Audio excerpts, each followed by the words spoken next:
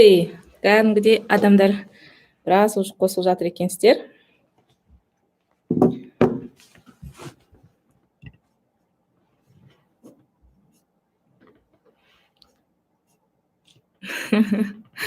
Так. Қайырлы күн, қайырлы кеш, қалдарыңыз қалай? Бір.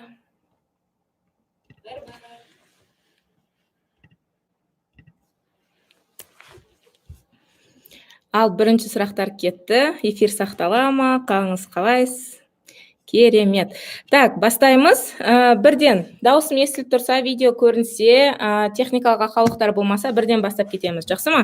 Естіліп тұр, көрініп тұр, немесе плюс қойсаңыздар, бірден сабаққа кірісеміз, иә? О, керемет. Кеттік. Керемет. Ондай болса, бірден жаңа сұраққа жауап берейін. Я, запись болады.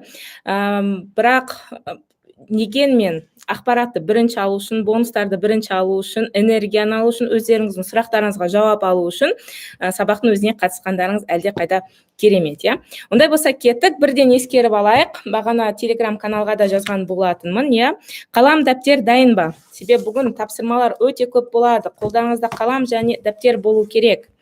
Сонымен қатар, бар ма? Дайындап қойдыңыздар ма? Тоже плюс қалдырып кетіп отырыңыздар. Қағаз бар, ручка бар, тапсырма орындауға дайынмын деген секілді. Сонымен қатар, интернетке байланысты біз жақтан, сіздерден жақтан трансляция кейде 30 секундқа дейін кешуі мүмкін. Яғни, менің сөйлегенім сіздерге бір 30 секундтан кейін бірақ жетуі мүмкін. Одан басқа бізде модератор ханымдар отыр. Егер бір-бірімізге кедергі жасап, мүлдем басқа жаққа кетіп жатсаңыздар, ондай болса, модератор ханымдар сіздерді банға салуы мүмкін. Сондықтан да сабақ 2 сағат ұзақтығы болады.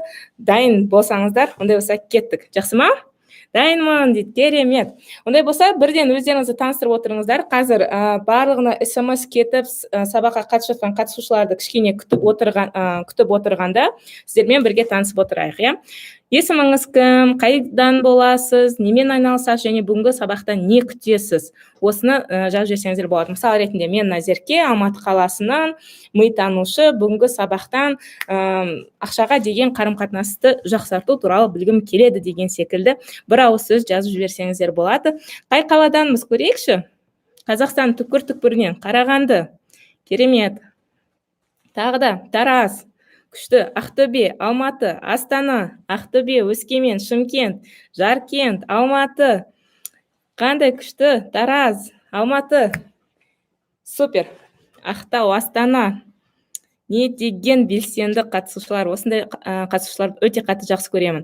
Ондай болса, біздің 3 күндік вебинарымызға қош келдіңіздер. Бүгін бізде бірінші күн, және 3 күн бойы сіздермен бірге не істейміз, осы сұраққа кішігірім жауап беріп кетейін, Ең бірінші күн бізде бүгін ақша және ми деп аталады ғой өзі. Соның ішінде тура ақшаның өзіне байланысты болады. Яғни, бүгін сіздермен көбірек ақшаны, миымызды, ақшаға қалай көндіру керек, сол техника туралы айтылады. Жалпы ақшаға деген қарым-қатынас, мидың ақшадан не үшін қаншалықты қорқады, оны қалай көндіреміз, қандай суммаға үйреніп қалған, ол сумманы қалай көтереміз, табысты болу үшін қалай миды көндіреміз, және установкалармен де біраз жұмыс жасайтын боламыз. Жалпы қызық па тақырып сіздерге?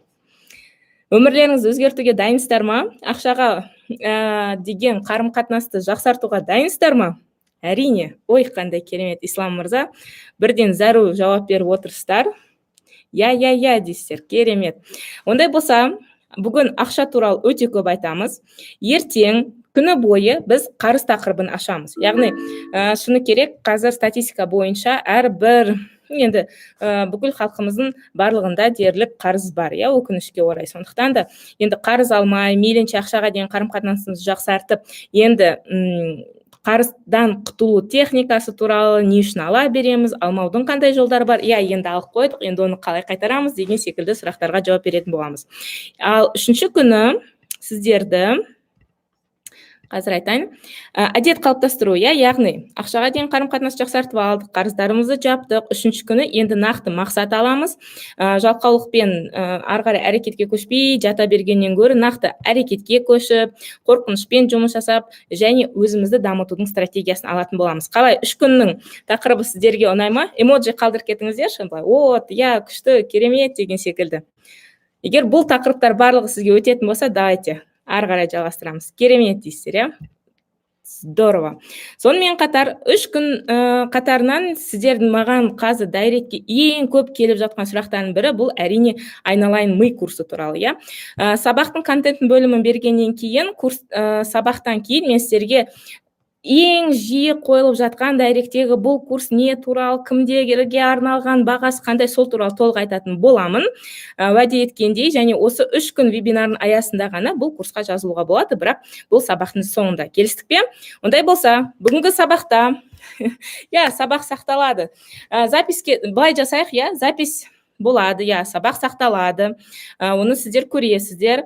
Бірақ сұрақты қойып, бүгін техниканы тікелей живой менімен бірге жасаңыздар. Келістік пе? Сонда сіздер көбірек ұтасыздар. Енді қараңыздар, бүгінгі сабақта не болады?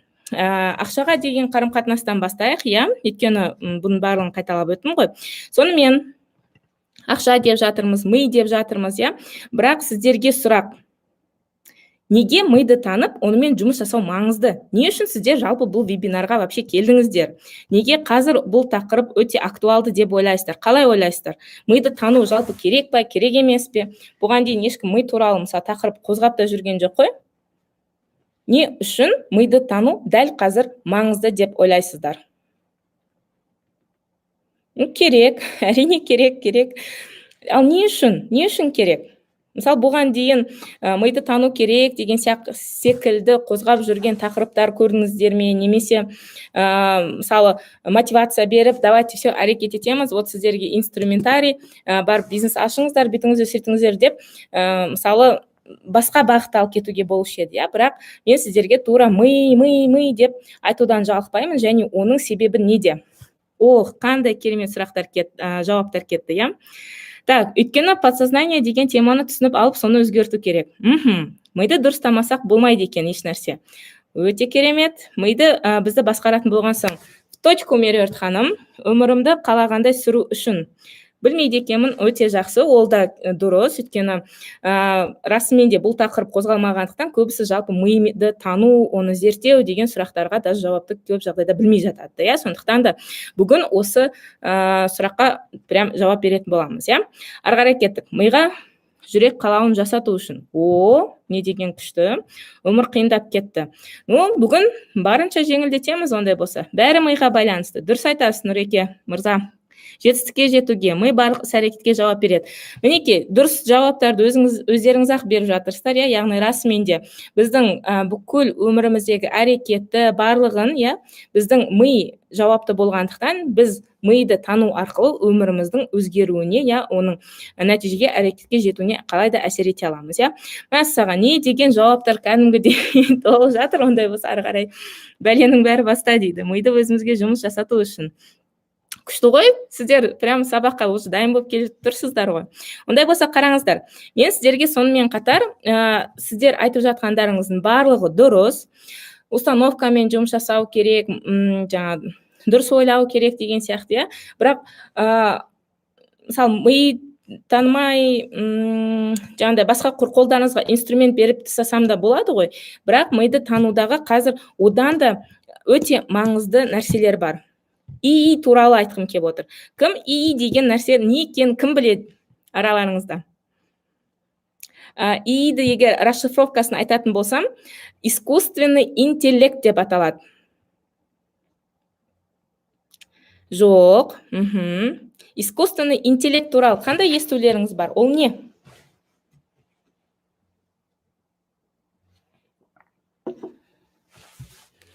Кетті жауаптар. Искусственный интеллект, дейді. Роботы, компьютер. Өте жақсы. Прям алғаш естіп тұрмын. Нейрондар деп жатыр, естімеген термин. Расымен де естімесеңіздер, жақын арада бұл біздің болашақ, барлығы осыған келе жатыр, және де мен осыған кішкене көбірек акцент бергім келіп отырғаны, искусственный интеллект дегеніміз, бұл біз ойлану қабілетіміздің, енді атап тұрғанда искусственный, яғни роботтардың қазір ойлануын технологиялық жағынан ол қатты дамып жатыр. Бізден негізінен қазір әртүрлі проблемалар айтамыз ғой, анау бар, мынау бар, жаңағы өсек немесе жұмыссыздық, білмеймін, проблемалар өте көп қой, иә. Бірақ біз мына проблемаларды шешіп отырған кезде арғы жақта уже искусственный интеллекттер біздің өміріміздің барлық сферасына кіріп жатыр, иә. Қазір прям жұмыссыздық деген проблеманың басы енді ғана келіп жатыр десек те болады. Себебі қараңыздар, қазір кім қалада, білмеймін, бізде Алматыда деп жазып жатқан студенттер бар ғой, кім Алматыда артында жаңағыдай сары рюкзакпен, Яндекс.Еда, Чокафуд, Глобама неше түрлі рюкзак тасып тамақтап жүрген адамдарды көрді. Просто плюс қалдырып кетсеңіздер болады, иә. Немесе қазір әртүрлі таксидің барлығын тоже приложение арқылы бір жерден бір жерге жетіп жатырмыз, иә. Плюстер кетіп жатыр, өздеріңіз көріп жатсыздар. Енді қараңыздар, біз білетін осы жұмыстардың барлығы жақын арада жойылады. Бұл жұмыс тұрмақ, мен сіздерге айтайын, одан да тереңірек түсетін болсақ, адвокаттардың жұмысы, одан қазірдің өзінде көп дүкендерге барсаңыздар, уже кассир деген жұмыс болмайды, өйткені оның барлығы кассада адамсыз өзіңіз төлеп ақ кете бере аласыз, иә. Кім көрді ондайды?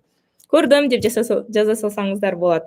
Дәрігерлердің профессиясы жойылып кетуі мүмкін, өйткені қазір ең қиын, ең ауыр операцияның барлығын роботтар жасайды, өйткені адамның қолы сәл дірілдеп кетсе, онда ол адамның өміріне өте үлкен зиян келтіруі мүмкін, иә. Сондықтан да қазір операция, яғни дәрігерлердің профессиясы жойылып кетуі мүмкін, адвокаттар, өйткені қазір бір роботқа бүкіл заңды миына құйып тастап, шешімді дұрыс қабылдап беретіндей адвокаттардың орнында бас тастауы мүмкін, иә. Яғни қараңыздар, қазір біз прям андай переходной моментте тұрмыз да, технологияның дамып жатқан соншалықты қазір өмір қалай өзгеретінін даже футурологтардың өздері білмейді.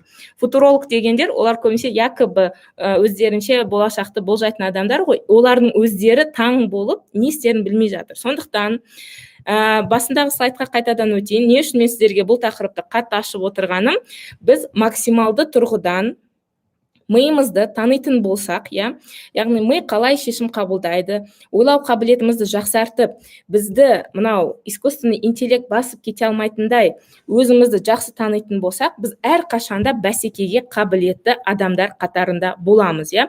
Яғни мынандай түсініксіз, қорқынышты болашақта алдын алу жолы ол бізде миды тану болып табылады. Осы тұрғыдан қалай ақпарат сіздерге И туралы өттім, бір олай болады ма екен деген секілді қандай ой түйдіңіздер осы тұрғының өзінен? Бір ауыз сөз жазып жіберіңіздер. Кеш жарық, соңынан қосылып жатқан студенттер, сабақ болады, сабақ сақталады. Запись барлығы дайын болғаннан кейін сіздерді платформаға әлі де тіркеп отырамыз. Бірақ сұрақтарыңызды осы тікелей эфирде отырып жауап қоятын болсаңыздар, мен сіздерге жауап беремін, иә. Таң қалып отырмын дейді, ойланарлық екен, толықтай келісемін, күшті қорқыныш туғызды. Енді бұл жақта менің мақсатым сіздерді қазір қорқытып тастау емес. Бұл керісінше біз ондай нәрсенің алдын алу білсек, яғни, оказывается, осында искусственный интеллект бар екен, ол кәдімгі қарапайым программалар жазылған дүниелердің жұмыстарын барлығын орнын басады.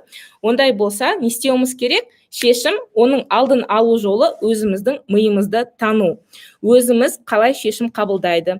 Ми адамның ағзасы, яғни ойлау қабілеті, искусственный интеллект бізді басып алмайтындай, миымызды тану арқылы біз бәсекеге қабілетті боламыз.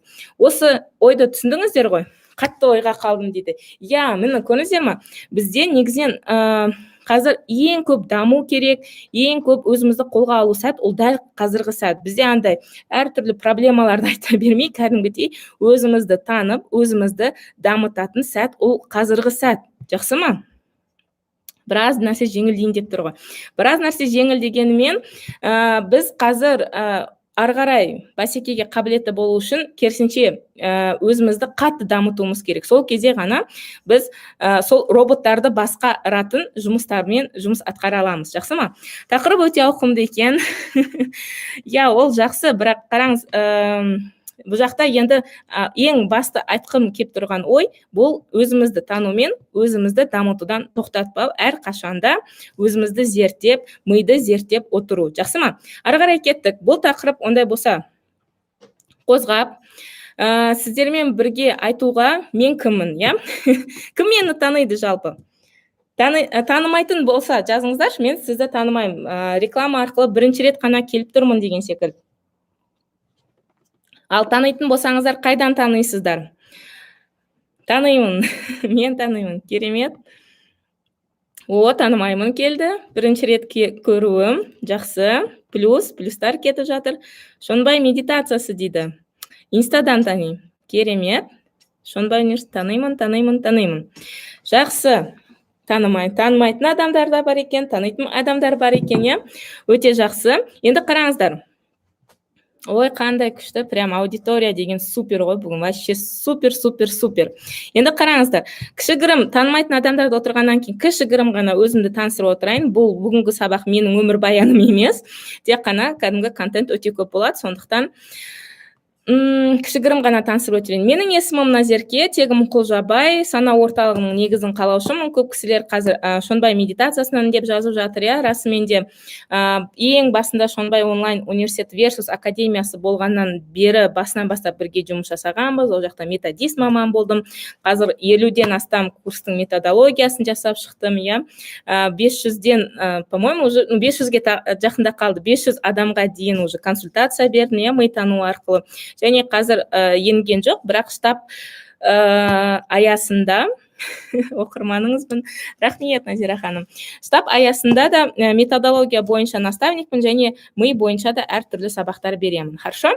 Сондықтан да тәжірибе өте мол, айтарым мол. Осы 3 күнде сіздерге пайдалы болуға мен дайынмын. Сіз ақпаратты қабылдауға дайын болсаңыз бол. Енді қараңыздар, қайталап айтайын, мен неге тағы да бұл тақырыпты айтуға болам. Жаңа айттым ғой, мен бір 500-ге жуық уже адамға консультация бердім. Және осыдан бір жыл бұрын ғана мен енді өзін тану, Томас тест деген нәрсе бар, 2-ші болма кітабын оқысаңыздар, иә. Ол жақта да Томас тестін оқып, кәдімгідей адамдарға өзін тануға, иә, немесе әртүрлі мәселені шешуге көмектескенде менің консультациямның 1 сағат құны 5000 теңге болған. Қазір қанша деп ойлайсыздар? Өзін дамытып, неше түрлі проблемалар шешіп, миды жақсы танып, кез келген проблеманы уже былай шешетіндей болғандықтан менде қазір өте мүлдем басқа сума. Так, басын 3 миллион дейді реклама. Жоқ, бұл реклама емес, бұл рекламадан бұрын не үшін мен қазір сіздерге сабақ барысында өте көп нәрсе айтамын ғой. Және сіздердің айтуларыңыз мүмкін, типа, ол қайдан түскен ақпарат, иә? Мен әрбір өзінің сөзіме салмақ беру үшін қазір осы мысалды келтіріп отырмын.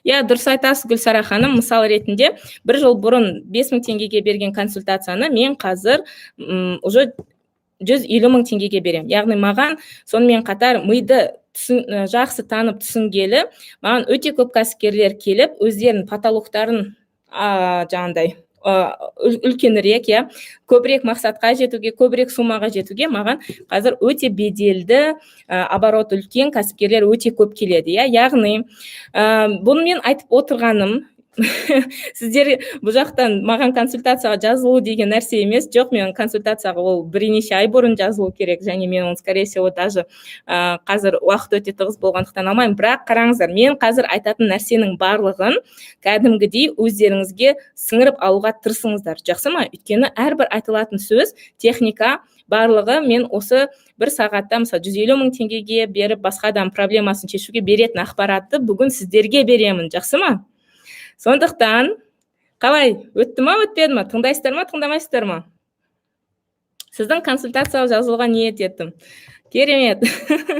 Рахмет, круто. Жақсы ма? Алла разы болсын. Керемет. Болды, онда ары қарай жалғастырайық. Қараңыздар, тыңдаймыз. Вау, супер. Все, мен ең басты мақсатым то, что именно бүкіл фокусыңыз, қазір білмеймін, может, қасыңызда басқа бір нәрсе көріп отырып, немесе бір жиында отырсаңыз, жоқ, қазір барлық ниетіңізді, фокусыңызды маған қойыңыз. Себебі консультацияның өзі сондай баға тұрады, бірақ сіздерге сол жақта берілетін ақпараттың барлығын қазір сіздерге прям от души беруге дайынмын. Жақсы ма? Все, супер. Ары қарай кеттік. Бірақ осы тұрғыдан айтайын, мен қазір енді табысым жақсы, иә. Өте жаңағы беделді адамдардың өзі маған консультацияға келгенде, ол әрқашанда олай болмады. Және ойламаңыздар жаңағыдай Назерке, танымайтын адамдар отырды ғой. Мен байдың қызы емеспін. Жолда бай бір жігітке тиіп алған жоқпын. Мен тура көп балалы жанұядан шыққан қарапайым қызбын. Өзде қазір қарап тұрсыздар ғой, мен ондай бір боянып, әдемілеп ондай емес. Мен қарапайымдылықты қатты жақсы көремін. Өте қарапайым жанұядан шыққанмын, және менің өзімнің өмірбаянда ақшаға деген қарым-қатынас өте жаман болған. Мысал ретінде, бізде отбасымызда жолдасымызбен 15 мың теңге, екінші балам дүниеге келген кезде біздің жағдайымыз ақшалай, қаржылай жағдайымыз нашар болғаны соншалықты біз бірнеше ай бойы тек қана баланың пособиесіне тұрған кездер болды. Яғни мен андай ойлап қалуларыңыз мүмкін, ой, әрине ақшаң көп болса, ақша туралы айтқан оңай ғой, деген сияқты. Жоқ, менде де өте қиын кезеңдер болды, оларды шештім, және де сол шешімді сіздерге де бере алам деген сөз. Жақсы ма? Ондай жағдайдан басқа, қараңыздар, мен 8 рет бизнесім банкрот болған адаммын. Ойлаңыздаршы, 8 рет. Көбінесе адамдар 1-2 бизнес жасағаннан кейін ары қарай тоқтап қалады ғой. Жоқ, мен 8 рет 8 бизнесім банкротқа ұшыраған. Ойлаңыздаршы. Ужас, 8 бизнес деген сияқты. Және ең өмірімдегі қатты төменге түскен нәрсе бұл, мен 2020 жылы примерно 10 миллион теңге қарызға баттым. Ол прям тақалған 2020 жылы мен өмірімдегі ең үлкен қарыз, ол 10 миллион теңге қарызға батқан болатынмын. Сондықтан да менің осындай жаман жағдай бола отыра, қазір жағдайдың өзгеруі, тәжірибем өте мол болғандықтан айтарым да сіздерге өте көп. Жақсы ма? Қызық па сіздерге? Осындай секілді проблеманың шешімін көргілеріңіз, білгілеріңіз келеді ме? Тағы да я деңіздерші. Естіп тұрма, көрініп тұрма? Өте қызық әрине. Үнемі позитивпен сөйлеу табиғатыңызда ма? Анар ханым, мен прям позитивті өте жақсы көретін адам келеді. Керемет. Ондай болса ары қарай кет. Қараңыздар, мен сіздерге өзімнің проблемамен бөлістім, Енді сіздерге сұрақ, сіздерде қандай проблема бар? Прям қазір айттым ғой, қағаз бен ручка аламыз, и проблеманы шешу үшін уже прям техникаға кірісіп бастайық, Қандай проблемаларыңыз бар? Примерно жазып шығыңыздаршы. Қарыз жабу керек, пәтерге ақша табу керек, тағы да қандай бар? Пәтер алу керек. Сіздер жазып айта беріңіздер.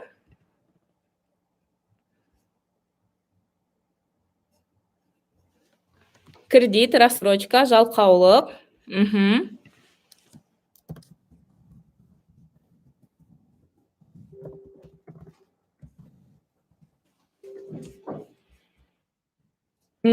Так, ары қарай кеттік.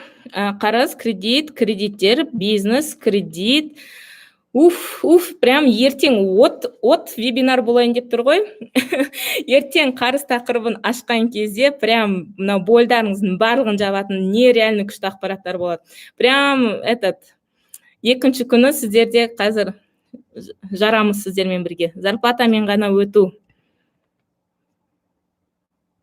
Так, неге мен секіріп кеттім бір жаққа? Хорошо, ары қарай кеттік. Өзіңнен ақша табу, қарыздар. Хорошо. Ондай болса қараңыздар. Сіздер проблеманың бәрін жазып бастадыңыздар ғой, Проблема расымен өте көп. Бірақ қараңыздар, неге ол проблемалардың шешімі болмай жатыр?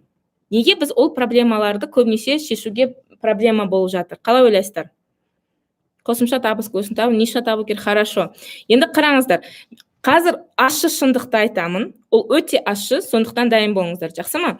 Бізде проблема өте көп, бірақ ең басты проблемамыз, біз әр қашанда айтып жатқан проблемаларымызды біреу келіп бұлай сиқырсыз секілді шешіп тастайды деген секілді иллюзиямен өмір сүруімізде.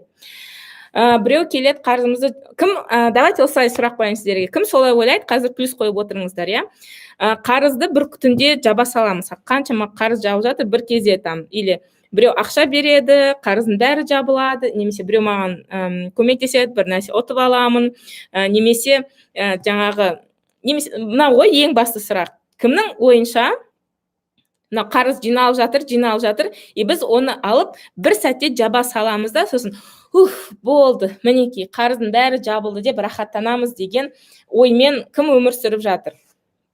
Плюс болады ондай дейді.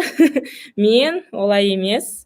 Но басым көпшілігімізде плюс болып жатыр. Ұялмаңыздар, бүгін өз арамызда отырып чай ішіп отқан секілді тақырыптар қозғап жатырмыз ғой, сондықтан да андай ашық айта берейік, шындықты айта берейік, өйткені өтірік алдағаннан біз ол өзімізді ғана алдаймыз, болады ондай депті. Енді қараңыздар, сіздерге ақшаға деген қарым-қатынасты жақсарту үшін, қарызды тезірек жабу үшін біздегі ең басты проблеманы шешіп алайық, Ол ең басты проблема прям қазір ертегіге сенуді қойып, құтқарушы жоқ екен түсіну. Қазір қайтадан түсіндіріп айтайын. Бұл жақта діни тақырыптарды мен мүлдем қорғамаймын. Барлығы бір Алланың қолында, ол қаласа барлығын жасау салуы да мүмкін, бірақ бізде кішкене ертегі деген кезде біз анау қай бір киноны қарасаң да, киноларда келеді, жаңа Супермен келіп құтқарып кетеді, Бэтмен келіп құтқарып кетеді, анау құтқарады, немесе әйтеуір бір құтқарушы бар секілді иллюзиямен өмір сүреміз де, біздің миымыз егер құтқарушы бар деген сияқты иллюзиямен өмір сүретін болса, ми онда ойлайды, не үшін онда мен қарызды жабуым керек, егер маған біреу келіп бір сәтте келіп бүкіл қарызымды жаба салса, Сондықтан да сіздерге ең басты хотя бы бүгіннен осы бір ойды алып шықсаңыздар да, уже сіздер вебинарды 10 есе ақтап аласыздар, Өйткені егер біз құтқарушы жоқ деген сөзбен толыққанды келісіп, оған миымызға көндіретін болсақ, сол кезде ми сәйкесінше әрекетке көше бастайды. Кімге бұл идея өтті, немесе түсінікті болды? Давайте эмоджиларыңызды күтемін. Өйткені прям бүгін сіздермен практикалық жұмыс жасауымыз керек қой. Сіздер уже түсіндім, керемет, ары қарай кеттік деген секілді маған кері байланыс беріп отырыңыздар, хорошо? Менде ондай бар дейді. Так, тағы да Вот, бір сәтте мықты договорға отырып, сразу 5 миллион тапсам деп қиялдаймын дейді. Менде де тура сондай қиял болған. 2020 жылы мен уже ай сайын миллиондап қарызға бата бергенде мен түнде отырып кәдімгідей кейде армандайтынсың ғой. Осыдан жасаған платформамды біреу келіп 10 миллион, еще 10 миллион ғой, 10 миллион қарызың бар, и 10 миллионға сатып жіберемін да, бүкіл қарызды жабамын да, и все, мен рахаттанамын деген сияқты. Ондай иллюзия менде де болды. Оны мен ешқандай жасырмаймын. Сондықтан, бірақ мен қай сәтте түсіндім, что все, құтқарушы жоқ, келіп бір сәтте менің бүкіл қарызымды жаба салатын адам жоқ, ондай бір нәрсе жабыла салатын нәрсе жоқ екен түсінген кезде ғана не істедім? Мен расымен әрекетке көше бастадым. Сол әрекетке көшкеннің арқасында мен нәтиже ала бастадым өмірімде. Түсінікті ма? Так, өтті дейді, күшті. Вот, біреуміз ата-анамызға сеніп алғанбыз, әнекей күшті өтті, тоқтамаңыз дейді, арман қойса. Керемет. Вот, енді қара, мы жұмыс жасашы, құтқарушы жоқ дейді. Расымен де осы нәрсені түсіндік, Құтқарушы жоқ, бүкіл нәрсені жауапкершілікті өзімізге аламыз. Осы тұрғыдан сіздерге тапсырма көп деп қайталап айтқам. Сіздерге менімен бірге жұмыс жасаймыз. Өміріміздің өзгеруіне, жақсаруына мен жауапкершілікті толық өз мойныма аламын деп прям жазыңыздаршы қағазға. Прям мы жұмыс жасашы деп өздеріңіз жазып отырсыздар ғой. Сол мы жұмыс жасап кету үшін оған біз четко задание беруіміз керек. Нақты, түсінікті оған кәдімгідей задание деген тапсырма беруіміз керек та, миымыз оны түсіну керек. Және миымыздың түсінудің ең оңай жолы ол қарапайым қалам мен қағаз. Себебі біз қазір жауапкершілікті толығымен өз мойнымызға алған кезде, құтқарушы жоқ екен түсінген кезде біз әрекетке көшеміз. Түсінікті ғой? Сондықтан, енді кірсеңіздер уайымдамаңыздар. Сабақ сақталады, записі болады, басынан бастап көрсеңіздер болады. Дегенмен, бұл записті көру емес, қазір сұрақтарыңыз қойып, жауап алып, менің энергиямды сезіну, өйткені мен үміттенемін. Қазір сіздердің сұрақтарыңызға жауап бере отырып, кәдімгідей бір нәрсе түйіп, өмірлеріңіздің өзгеретіне мен кәдімгідей сенемін. Сондықтан да, кім тапсырманы орындады? Давайте, мен сіздерге 2 минут 2 минут уақыт беремін. Өзіме таймер қосып қоямын қазір. И прям барлықтарыңыз жазып, сосын орындадым деген кезде ғана келесі слайдқа өтеміз. Келістік пе? Егер сіз записті көріп отырған адам болсаңыз, яғни бүгін үлгермей записті көріп отырсаңыз, жарайды деп ары қарай видеоны қарай бермей, кәдімгідей жауапкершілікті өзіміздің мойнымызға алып, видеоны сосын ғана көреміз. Жақсы ма? Келістік пе? Мен жаздым дейді, плюс, мен, не деген тест студенттер өзі? Жазып алдым дейді. Жазудың не үшін жазу керек екені ол түсінікті ме? Түсінікті, әнеки плюстер кетіп жатыр. Яғни қараңыздар, құтқарушы жоқ. Біз мына иллюзиядан арылған кезде, то что басқа адамға сеніп, ата-ана болсын, жолдасыңыз болсын, бір досыңыз, туысыңыз, біреуге сеніп отырған кезде біздің өміріміз өзгермейді. Біздің өміріміз сол адамға тәуелді болып отырады.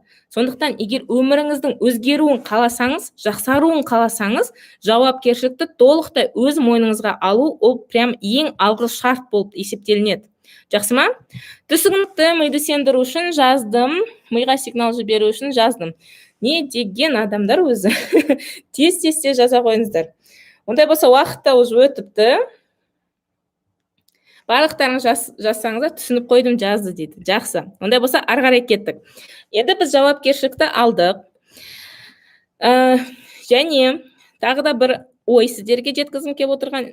Егер біз бұрынғыдай әрекет етсек, бұрынғы нәтижеге жетеміз. Бұл да түсінікті ғой? Егер біз күнделікті бір нәрсе жасасақ, басқа результат күту, ол ақмақтық деп Эйнштейннің өзі айтып кеткен, Немесе Тесла жаңағындай Эдисон лампаны, жарық тор, сол лампаны жасаған кезде, егер ол 10 мың рет әртүрлі әрекет емес, күнде бір нәрсені ғана бүйтіп өзара қосып алып отырса, бізде электричество болушы ма еді? Әрине болмайды, Сондықтан қараңыздар, сіздер қазір әрекеттеріңізді өзгертпей, күнде осы әрекетті жасап басқа нәтиже күтсеңіздер, Эйнштейн айтпақшы, ол ақмақтық, Сондықтан да біз әрекетімізді өзгерту керек. Басқа нәтиже алу үшін басқа әрекет жасау керек деген идея түсінікті ма? Кімге өтті?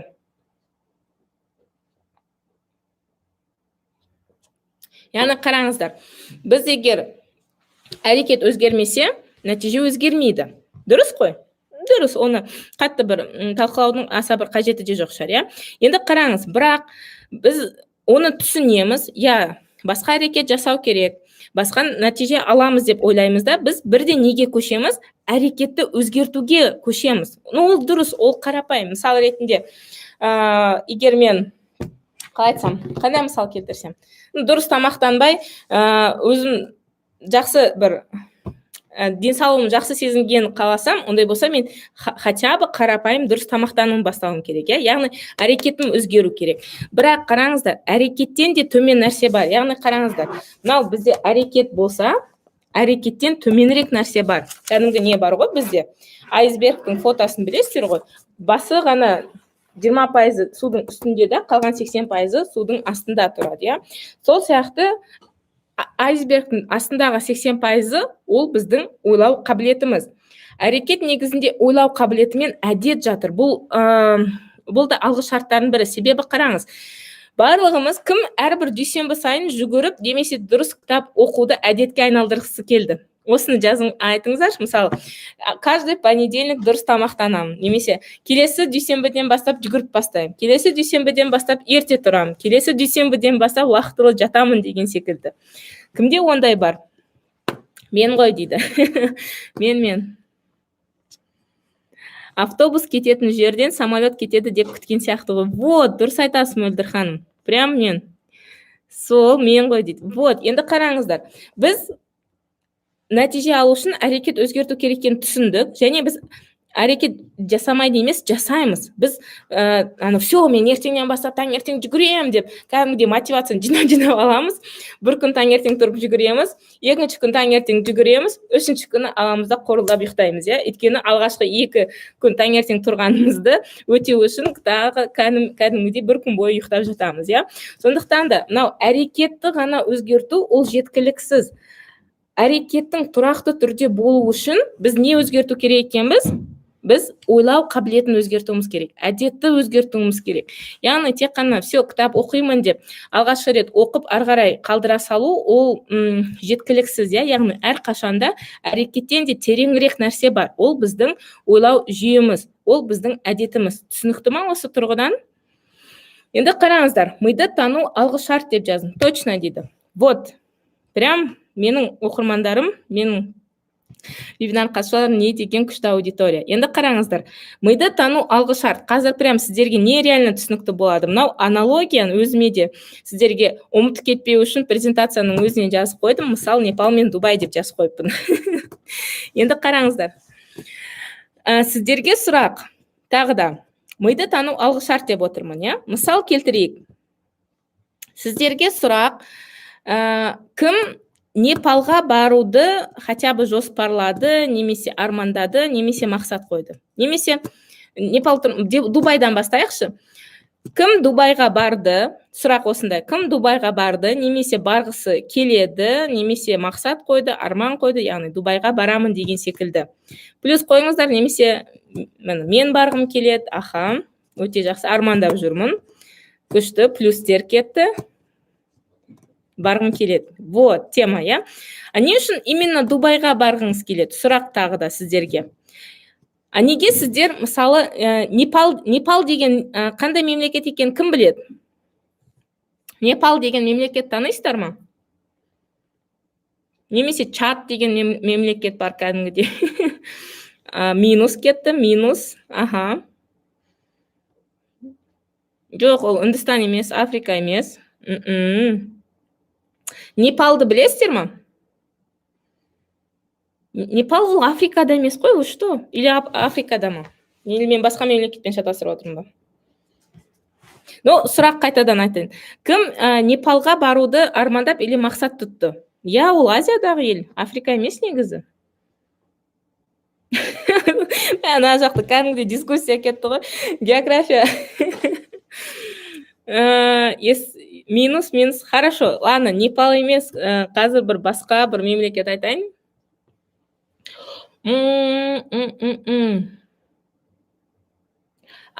Вот. Лапен деген мемлекетті кім естіді? Кім Лапенге барамын деп?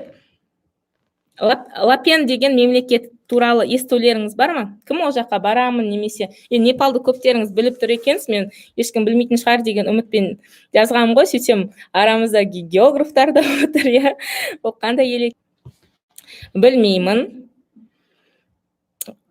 Қатып қалдыңыз. Уақытша қатып қалдым, бірақ қазір қайтадан норм болды. Минус, мен Шотландияда. Хорошо. Так, бұл жақта қазір давайте ары қарай шашырақ кетпейік, ойымызды басқа жаққа кетірмейміз, қайтадан оралып келеміз. Сұрақ осындай. Дубай туралы болған кезде барлықтарыңыз не бардыңыздар, не Дубайға барғым келеді деген Дубай туралы не естідіңіздер, не оған барамын, мақсат тұтамын, немесе барып келдік деген секілді дүние айттыңыздар, Енді басқа сұрақ болды. Лапенге кім барды, немесе бармады деген сұрақ болды. Сұрақ, Дулат мырза, дұрыс біліп қойыңыздар, естіп қойыңыздар, Яғни қараңыздар. Жоқ, Индияда емес, Африкада да емес. Мен оны только что ойлап таптым ойдан. Ондай мемлекет не существует. Ол расымен де Непалды қарама-қарсы оқи салында ондай мемлекет барма деп едім, мінекей ондай мемлекет расымен де жоқ. Түсініп отырсыздар ма? Енді бұл техниканың, бұл тапсырманың маңызы неде? Қараңыздар, миды тану ол алғышарт. Біздің мынау басымыздағы миға бір идея түспесе, сырттан бір ақпарат болмаса, оның өмірде орындалуы екі талай. Кім осы ойды түсінді? Қараңыздар, қайталап айтамын. Бұл өте маңызды нәрсе. Кім осыны қазір түсінеді? Прям бүкіл техниканың 50% осында жатыр. Сырттан, егер қараңыздар, Дубай дегенді біз жан-жақтан естіп, басқа адамдардың барып, оның рекламасы көрініп жатқаннан кейін, біз Дубай деген нәрсе миымызда ақпарат ретінде жазылғандықтан, бізде сәйкесінше өмірімізде Дубайға бару, Дубайды көріп қайту деген сияқты арман мақсатымыз бар, Бірақ несуществующий немесе мүлдем естімеген нәрсе, ол біздің миымызға миымызда болмаса, иә, ол сәйкесінше өмірімізде әрекетке көшпейді. Мынау өте ключевой момент. Эврика дейді. Иә, түсініңіздер ме? Яғни, кез келген нәрсенің әрекетке көшуі, сіздердің табысты болуларыңыз, қарым-қатынастың жақсы болуы, денсаулықтың жақсы болуы, оның барлығы өз орнын алады. Так, тағы да кішкене не болып тұр, иә? Тоқта қалды, но, по-моему, жалғасты. Хорошо. Вау, дейді. Вау. Я, Алмас мырза, давайте тағы да кім түсінді? Келесі тапсырма инсайт деген сияқты. Керемет. Огонь кетті. Огонь. Болды, қатқан тоқтады, қойыңыздар. Связь нашарлағанда қазір қайтадан орнына келді. Ух ты, не деген от хаттар. Так, инсайт алдыңыздар, иә? Түсінбей қалдым, менде связь нашарлады дейді. Айгүл ханым, уайымдамаңыз. Так, түсінбей қалдым дейді. Қалай орын алады? Қайталап айтамын. Уайымдамаңыздар, түсінбесеңіздер, это тоже нормально, өйткені біз әлі біраз сабақ барысында бұл тақырыпты қайта ашқаннан кейін, екінші рет, үшінші рет миға қонғанда вау деген қалайда болады сіздерде. Қайталап айтамын, қараңыз. Дубайға баруымыздың мақсат тұту себебі біздің миымызда Дубай деген ақпарат бар. Миымызда Непал туралы ақпарат болмағандықтан, біз сәйкесінше Непалға бару деген нәрсені мақсат тұтпаймыз, оған бармаймыз, ол туралы жоспарламаймыз. Яғни, сіздің бір мақсатқа, бір нәтижеге жету үшін ең алдымен миға ол ақпаратты қондыру өте маңызды. Түсінікті ғой? Жоқ, бұл жақта информация жоқ, бар деген мәселе емес. Мәселе, бір нәтижеге жеткіңіз келсе, ең алдымен миды тану ол алғы шарт болып табылады. Это первично. Сіз өміріңізде жоқ нәрсені жасамайсыз ғой. Тура сол сияқты бір әрекетке көшін ең бірінші миды танимыз. Жақсы ма? Вот, да, Ақбота ханым тоже жақсы аналогия келтіріп отыр. Елдің бәрі тұрақты жұмысты жақсы біледі, сол үшін фриланстан қорқатын секілді, иә? Хотя фриланста жұмыс бар. Я, видите? Яғни мида фриланс туралы ақпарат болмағандықтан адамдар сәйкесінше фрилансқа шығуға, мысалы, әрекет жасамайды. Тура сол сияқты сіздердің мақсатқа жету, жетпеу де соған байланысты болады. Ну, енді фриланс деген тақырыпты ашпай қояйық, ол просто өзіне жұмыс жасайтын адамдар ғой, Лайла ханым. Так, тапсырма, қаламдарыңыз дайындаңыздар. Сіздерге өте маңызды сұрақ. 10 мақсаттарыңызды жазыңыздар. Давайте, 2 минут уақыт таймер кетті. 2 минуттарыңыз бар.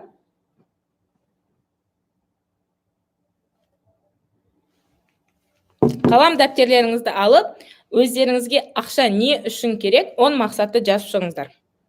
Түсіндік дейді. Супер! Огонь! Молодцы! От души. Так, понятно дейді. Керемет. Тапсырма, 10 мақсат жазу.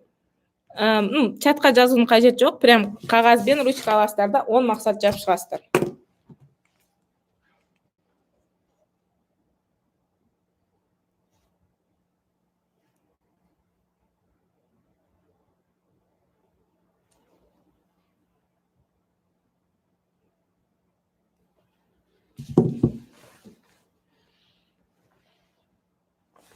Тез, оны прям андай ұзақ қиындатып жіберудің қажеті жоқ.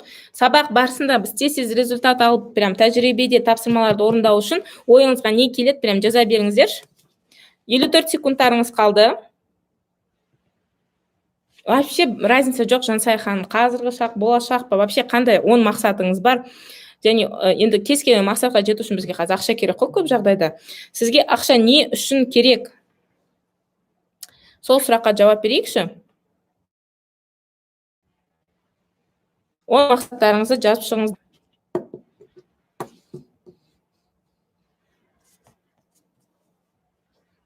Жазып болсаңыздар, болдым деп жазып шықсаңыздар болады. Все, жаздым деп.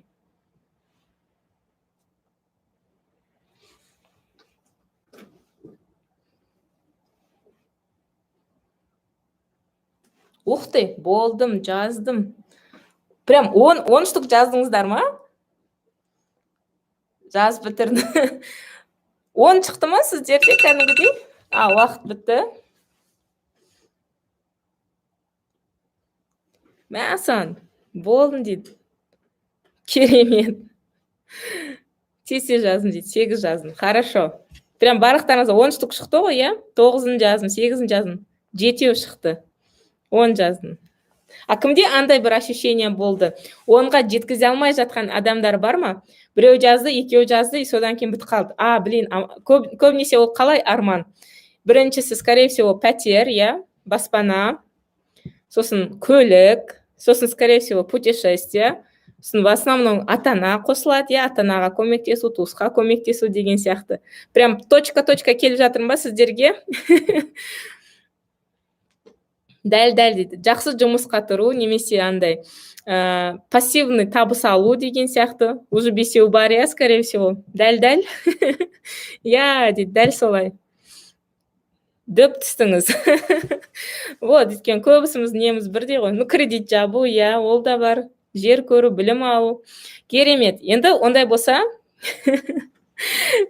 вот, прям стандартный список қой. Пәтер, көлік, путешествие, ата-ана, қарыз жабу, жұмыс, бизнес, иә. Керемет. Меккеге апару тоже супер. Хорошо.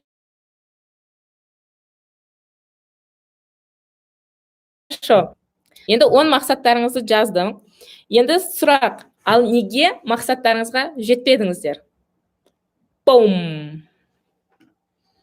Бәріміз бірдей ойлаймыз ғой дейді. Жоқ, бірақ бұл жақта андай бір фокус емес, сіздерді қазір миларыңызды оқып қойдым, мынандай емес. Просто барлығымыз расыменде басымыздағы ми барлығымызда бірдей болғандықтан, скорее всего, не.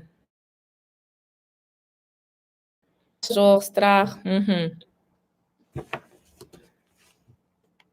Тағы да қандай? Не үшін бұл мақсатқа жетпедік? Ақша жетпейді.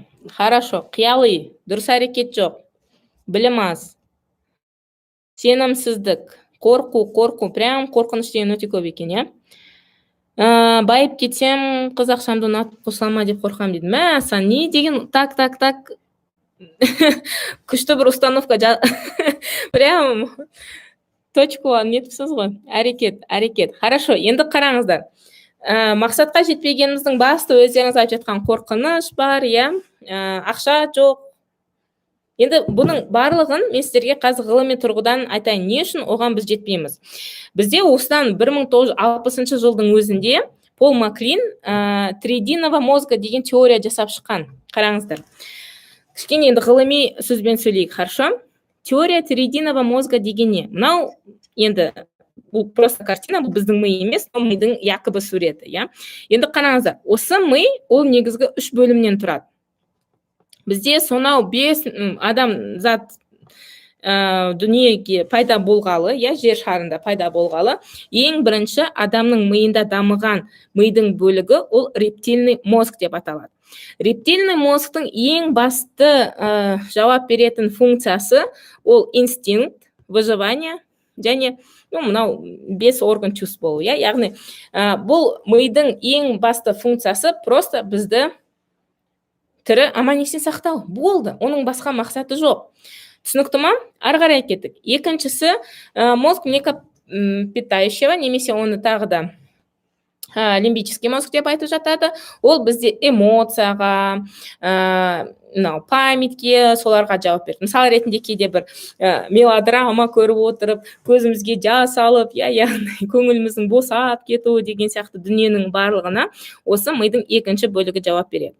Енді ең жоғарғы мынау неокортекс деген, бұл біздің мынау мозгтың қарасы, бұл біздің саналы түрде арман мақсатымызға жауап береді. Мидың 3 бөлімі туралы түсінікті ме? Плюс и просто плюс қоя беріңіздер. Осы мидың 3 бөлімі бар, және әр бөлімнің қандай функционал бар екен түсінікті ғой. Рептильный мозг, млекопитающий мозг и неокортекс бар. Бұны түсіну өте маңызды. Себебі қараңыздар. Сіздер мақсаттар жаздыңыздар да, и ол мақсатқа жетпеулеріңіздің ең басты себебі қараңыздар. Миға арман мақсат орындау вообще маңызды емес. Сіздер қорқыныш деп барлығын айтып жатсыздар ғой, бірақ оның барлығын айналып келгенде зерттейтін болсақ, ол миға біздің пәтерлі болуымыз, машина алу, шетелге шығу, ата-анаға көмектесу деген секілді арман мақсат ол миға түсініксіз. Ол мүлдем оған керек емес. Сіз қазір өмір сүріп жатырсыз ба? Скорее всего, сіз өмір сүріп жатырсыз, өйткені сабақта отырсыз. Сондықтан ми өзінің функциясын орындадым деп ойлайды, болды, все.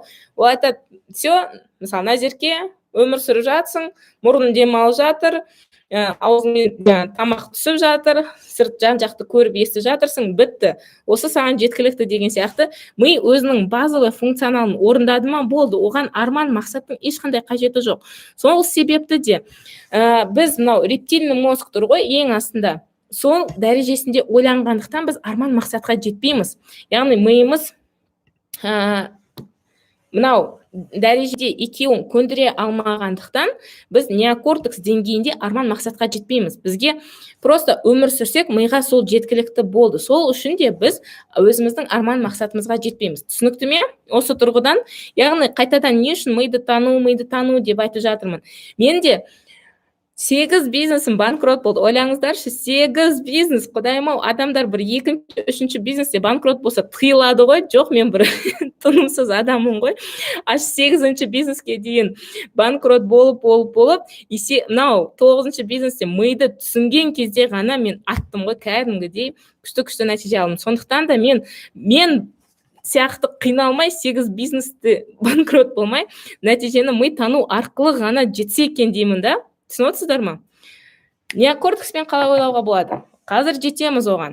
Енді қараңыздар, түсініңіздер ғой, не үшін біз арман мақсатқа жетпейміз? Себебі ми өзінің функциясын орындады деп түсінсе, болды, оған артық еш нәрсе де керек емес. Әрине, білейін, қараңыз, 8 бизнесте банкрот болмай-ақ баюға бола ма? Әрине, мен сізге айтайыншы, миды танысақ, миды көндіре білсек, вообще ойлаған заттың барлығына жете аламыз. Сондықтан да миды танайық, жақсы ма? Енді сіздерге сұрақ. Ми ақшадан қорқады ма және қаншалықты қорқады?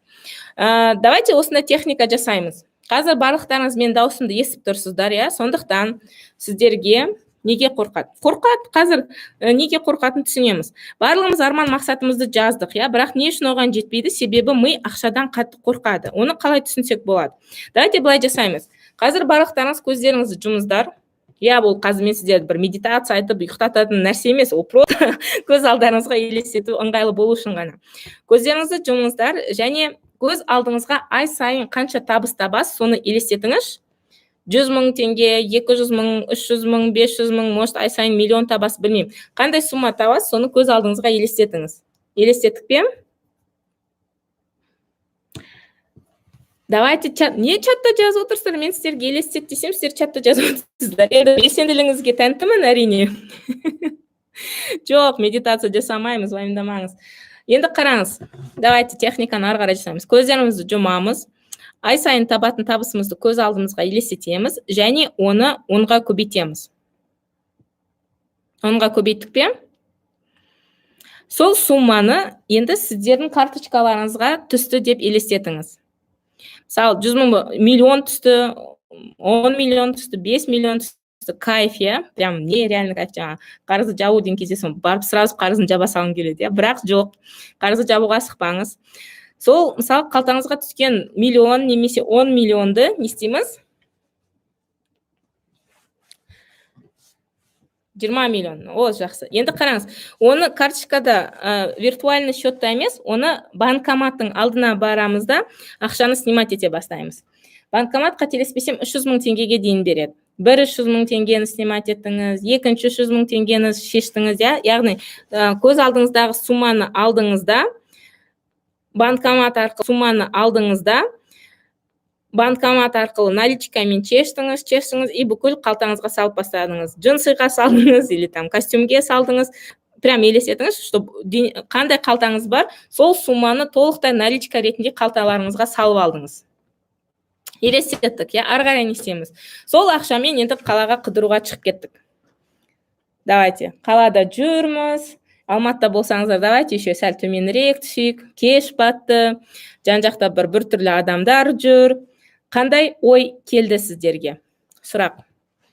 Сондай сумма наличкамен қалада жүрсіздер. Қандай ой, қандай сезім ұялады сіздерге? Сұрақ. Все, көздеріңізді ашып жаза берсеңіздер болады.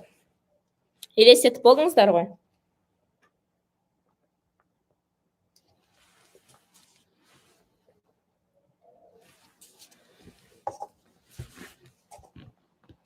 Қорқыныш.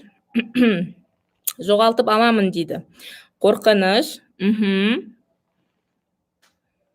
Мен қорқамын ғой дейді. Тез үйге қайтайын. Қорқыныш. Жақсы. Өлтіріп кетпеймін, мені ұрлатып алмаймын ба? Қорқыныш. Ұрлап кетеді. Уайымдау, иә? Күшті қыдырайын деп едім дейді. Қалта томпайды, иә? Рахмет. Қорқыныш. Уайымдау. Әрине қорқасың, иә? Яғни қараңыздаршы, біз өзіміз не то, что өмірде шынайы сөйтіп барып жүру, да? Біз ойша, қараңыздар, қайтадан айтайын. Ми үлкен ақшаны не деп ойлап тұр? Сіздер мен жазып жатқан жоқпын. Мынау прям өздеріңіздің чаттарыңыз, иә? Қорқа, жаңағыдай, ұрлап алып кетеді, өлтіріп кетпейді ме, ұрлатып алам, жоғалтып алам, ұрлап кетеді, иә? Яғни қараңыздаршы, қайталап айтайын. Алғашқы слайдқа өтейік. Қазір нереальный зат түсінесіздер. Мидың мақсаты сіздердің өмірлеріңізді сақтап қалу. Бірақ үлкен ақша сіздер үшін ол өлімге тең болғандықтан, прям өздеріңіз айттыңыздар, үлкен ақшаны елестетсеңіздер, прям уже ұрлап алып, өлтіріп кететіндей қорқыныш бар бізде. Сондықтан қалай ойлайсыздар? Не үшін біз табысты емеспіз? Не үшін біз бай емеспіз? Өйткені миға ол керек емес. Түсініп отырсыздар ма? Ми ойлайды, егер бізде үлкен ақша болса, мені ұрлап алып кетеді, мені ұрып кетеді, соғып кетеді, өлтіріп кетеді деген сияқты әртүрлі қорқыныш болғандықтан ми қандай шешімге келеді? Ойлаңыздаршы, ми автоматически не істейді? Так, мына адам бізде ақша көп болса, все, бізді өлтіріп кетеді екен дейді да, ол бізді қорғау үшін не істейді? Бізге, енді ашық шындық тура айтатын болсақ, бізге кедей болу это выгодно. Дұрыс па? Қарызға сұрап мазамды алады. Новый установка келді. Ақша көп болса, қарызға сұрап мазамды алады жұрт дейді. Дұрыс па? Сонда ми айтады, так, мен соншама жұмыс жасаймын, соншама еңбектенемін, соншама ақша табам, и ол результатты менің туысқандарым кеп менен ақша сұрап алса, сосын ми қандай шешім қабылдайды қайтадан? Қойсай, өйтіп жұмыс жасағаннан гөрі лучше жата берейік, лучше зарплатаны алайық, или там қандай? Сондай шешімге келеді, иә? Сондықтан не істейміз? Вот видите, бізде всегда өзімізге табысты болмаудың себебі бар. Ми ақшадан сондықтан қорқады. Түсінікті ме? Вообще сабақ қалай өтіп жатыр? Біз уже сіздермен почти қанша уақыт отырмыз? Өтіп жатыр ма, өтпей жатыр ма? Ұнап жатыр ма, ұнамай жатыр ма? Байып кетсем, мынау. Қараңыз, Ақбота ханым, мысалы, не үшін маған көп миллионерлер келеді? Себебі оларда новый мақсат пайда болады. Түсініп отырсыздар ма? Яғни, прям миды тану, ол өмірлік нәрсе. Огонь, супер, күшті, от дейді. Молодцы. Ондай болса ары қарай жалғастырамыз, иә? Енді жақсы, миымыз ақшадан қорқады екен. Келесі қадам қандай? Өтіп жатыр дейді. От дейді. Келесі сұрақ сіздерге. Ми қандай суммаға үйреніп қалды, соны ондай болса табайық, иә? Прям сіздер қазір жоқ, уақыт әлі болған жоқ, әлі отырамыз кішкене. Енді білмеймін, қанша сағат болады, тақырыптың ашылуына байланысты. Біраз отырамыз енді. Жақсы, давайте онда тездетейік, кішкене уақыт расымен де зымырап тез өтіп жатыр екен. Ми қандай суммаға үйреніп қалды, давайте табамыз. Біз жаңа өте үлкен сумма ойластырған кезде біз қорқа бастадық, онда басқа сұрақ. Қалтамызда қандай сумма болған кезде біз қорқпай жүреміз? Жазсаңыздар болады. Мысалы мен осындай суммамен қалада қорықпай жүремін десеңіздер, примерно ол суммаға ми үйреніп қалған. Ол, скорее всего, еще біздің айлық табысымызға тең болуы мүмкін. Это факт емес, но примерно, иә. Сондықтан мидың сондай суммаға үйреніп қалғандықтан кез келген одан жоғары сумма миға ол қорқыныш болып табылады. Сондықтан біз миымызды ақырындап ақшаға үйретуіміз керек. Ақша деген не? Ақша деген ол, по сути, ол жаман нәрсе де емес, жақсы да нәрсе емес, иә. Ақша ол бізде так. Жақсы, мына жақта кішкене не. Енді ондай болса сіздерге басқа сұрақ. Вот ақша сіздер үшін ол не болып табылады? Жазыңыздаршы, прям қазір қайтадан 2 минут сіздерге уақыт беремін. Ақша сіз үшін не? Жазып шығыңыздар. Мысал ретінде сразу айта аламын. Жаңағыдай ақша ол қолдың кірі, иә, возможно. Ақша болса, жаңа өздеріңіз айтқандай ұрлап кетеді. Ақша болса, мені тонап кетеді. Ақша болса, үлкен ақша болса, не деді жаңа бір кісі күшті жазып еді. Ақшам көп болса, қыз ақшам үшін үйленеді деді ма? Бір күшті мысал жазыңыздар ғой сізде.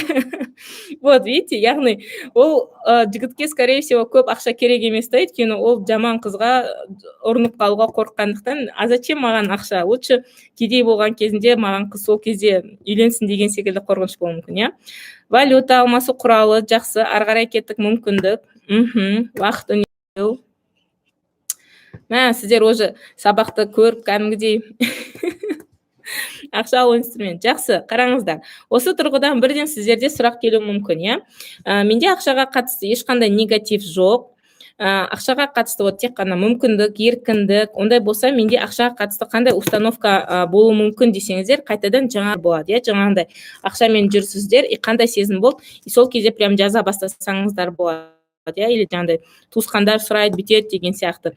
Яғни егер ол кезде прям жаза бастасаңыздар болады, или жаңағыдай туысқандар сұрайды, бүйтеді деген сияқты. Яғни егер сіз қалаған сумма болмаса, онда ол қалайда, қайталап айтайын, бір установка үшін сізде жоқ. Қайталап айтайын, бір установка үшін сізде жоқ. Егер сіз, қайталап айтамын, ключевой моменттер, инсайттар өте көп сабақ айтым ғой, пайдалы зат өте көп болады деп. Сондықтан бәрін жазып отырыңыздар. Қайталап айтамын, жаңағындай бізде негатив жоқ, ақша керемет, ақша, возможность, ақша құрал, бірақ біз қалаған сумма біздің қолымызда болмаса, ондай болса, ми қалайда ақшаға деген қарым-қатынасы дұрыс емес деген сөз. Сондықтан соның барлығын шығаруымыз керек өзімізден. Жақсы ма? Енді басқа сұрақ келуі мүмкін. Өздеріңізде жазып жатсыздар, иә, тез жаратып тастаймын деп. Так, менде презентация кішкене ұзақ жүктеліп жатыр.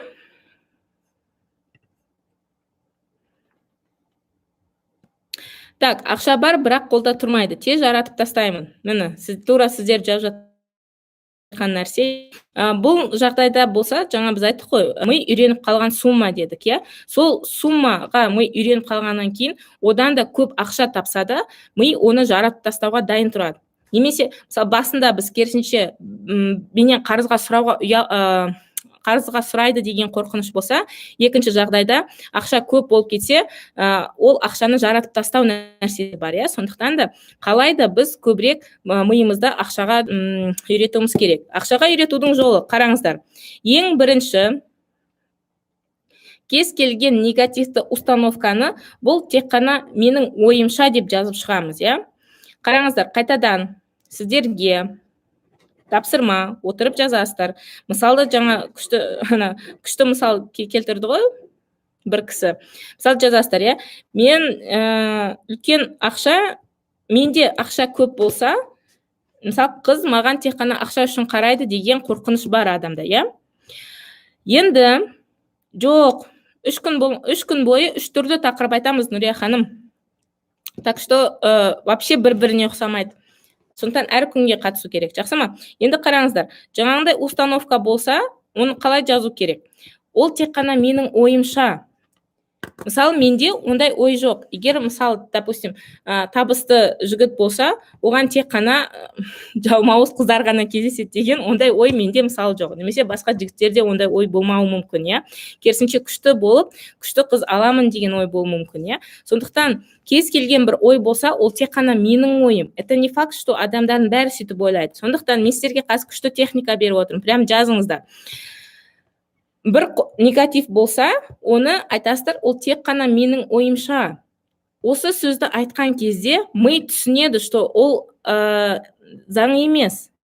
Яғни, ол заң емес, яғни оның басқа альтернативасы бар екен түсінген кезде сіз әрекетке көшесіз. Сөйтесіз да, енді әрбір жаман, негативті ойыңызға кемі 3 позитив жазып шығасыздар. Жаңағындай, енді біз жаңа қыздың мысалы кетіп қалды да, соны ары қарай жалғастыра берейік. Негізінен ақшаға да 1040 неше түрлі мысалдар келтіруге болады, бірақ жаңағындай ақша болған кезде ақшам үшін қыз қарайды деген ойдың орнына не істейміз? Жақсы 3 позитивті ой жазу керек. Миға біз миды ақырындап көндіруіміз керек. То, что жақсы, салиқалы, тәрбиелі қыздар бар деген сияқты, То, что барлық қызға бірдей ақша керек емес, Вот, нормально оқыған, жақсы қыздар дүниеде тоже бар вообще-то. Тура сол сияқты қыздарға айтарым, жақсы жігіттер де өте көп. Все мужики одинаковые дейді ғой, жоқ, ондай емес. Ол әрбір адамның ойынша ғана, сондықтан максималды тұрғыда позитивті жақсы ой жазып шығу керек, Ақшаға қатысты тура солай, мысалы, ақша қолдың кірі деген ой болса, ақша қолдың кірі, ол менің ойымша ғана дейміз да, ары қарай, ондай болса, ақша ол мүмкіндік, ақша ол менің мысалы балаларымның болашағы, жақсы нәрселер ғой, сондықтан да максималды тұрғыда әрбір жаман ойға кемі 3 ойдан жасау керек. Енді өте ключевой келесі қадам бұл дәлелдеме. Миға дәлелдеме әрқашанда беріп отыру керек. Жүріп жатыр ма? Нормально? Менде кішкене зависать етіп жатыр. Хорошо. Сабақтың басын көрмедім, қалай қарауға болады? Запись болады, алтындарым, айналайындар. Болады, сондықтан басын көресіз, бірақ әлде сабаққа қатыса беріңіз, хорошо? Ақша болса да, осы сабақ 3 күн бола ма, ақшаны өмір сүруге керек. Түсініңіздер ғой, Вот, өмірдің құралы әртүрлі нәрсе. Енді қараңыз, дәлелдеме дегеніміз не? Бұл өте келесі маңызды қадам. Яғни біз жақсы ой айттық қой, дәлелдейтін кәдімгідей фактілер жазып шығу керек. Мен естіліп тұрмын ба?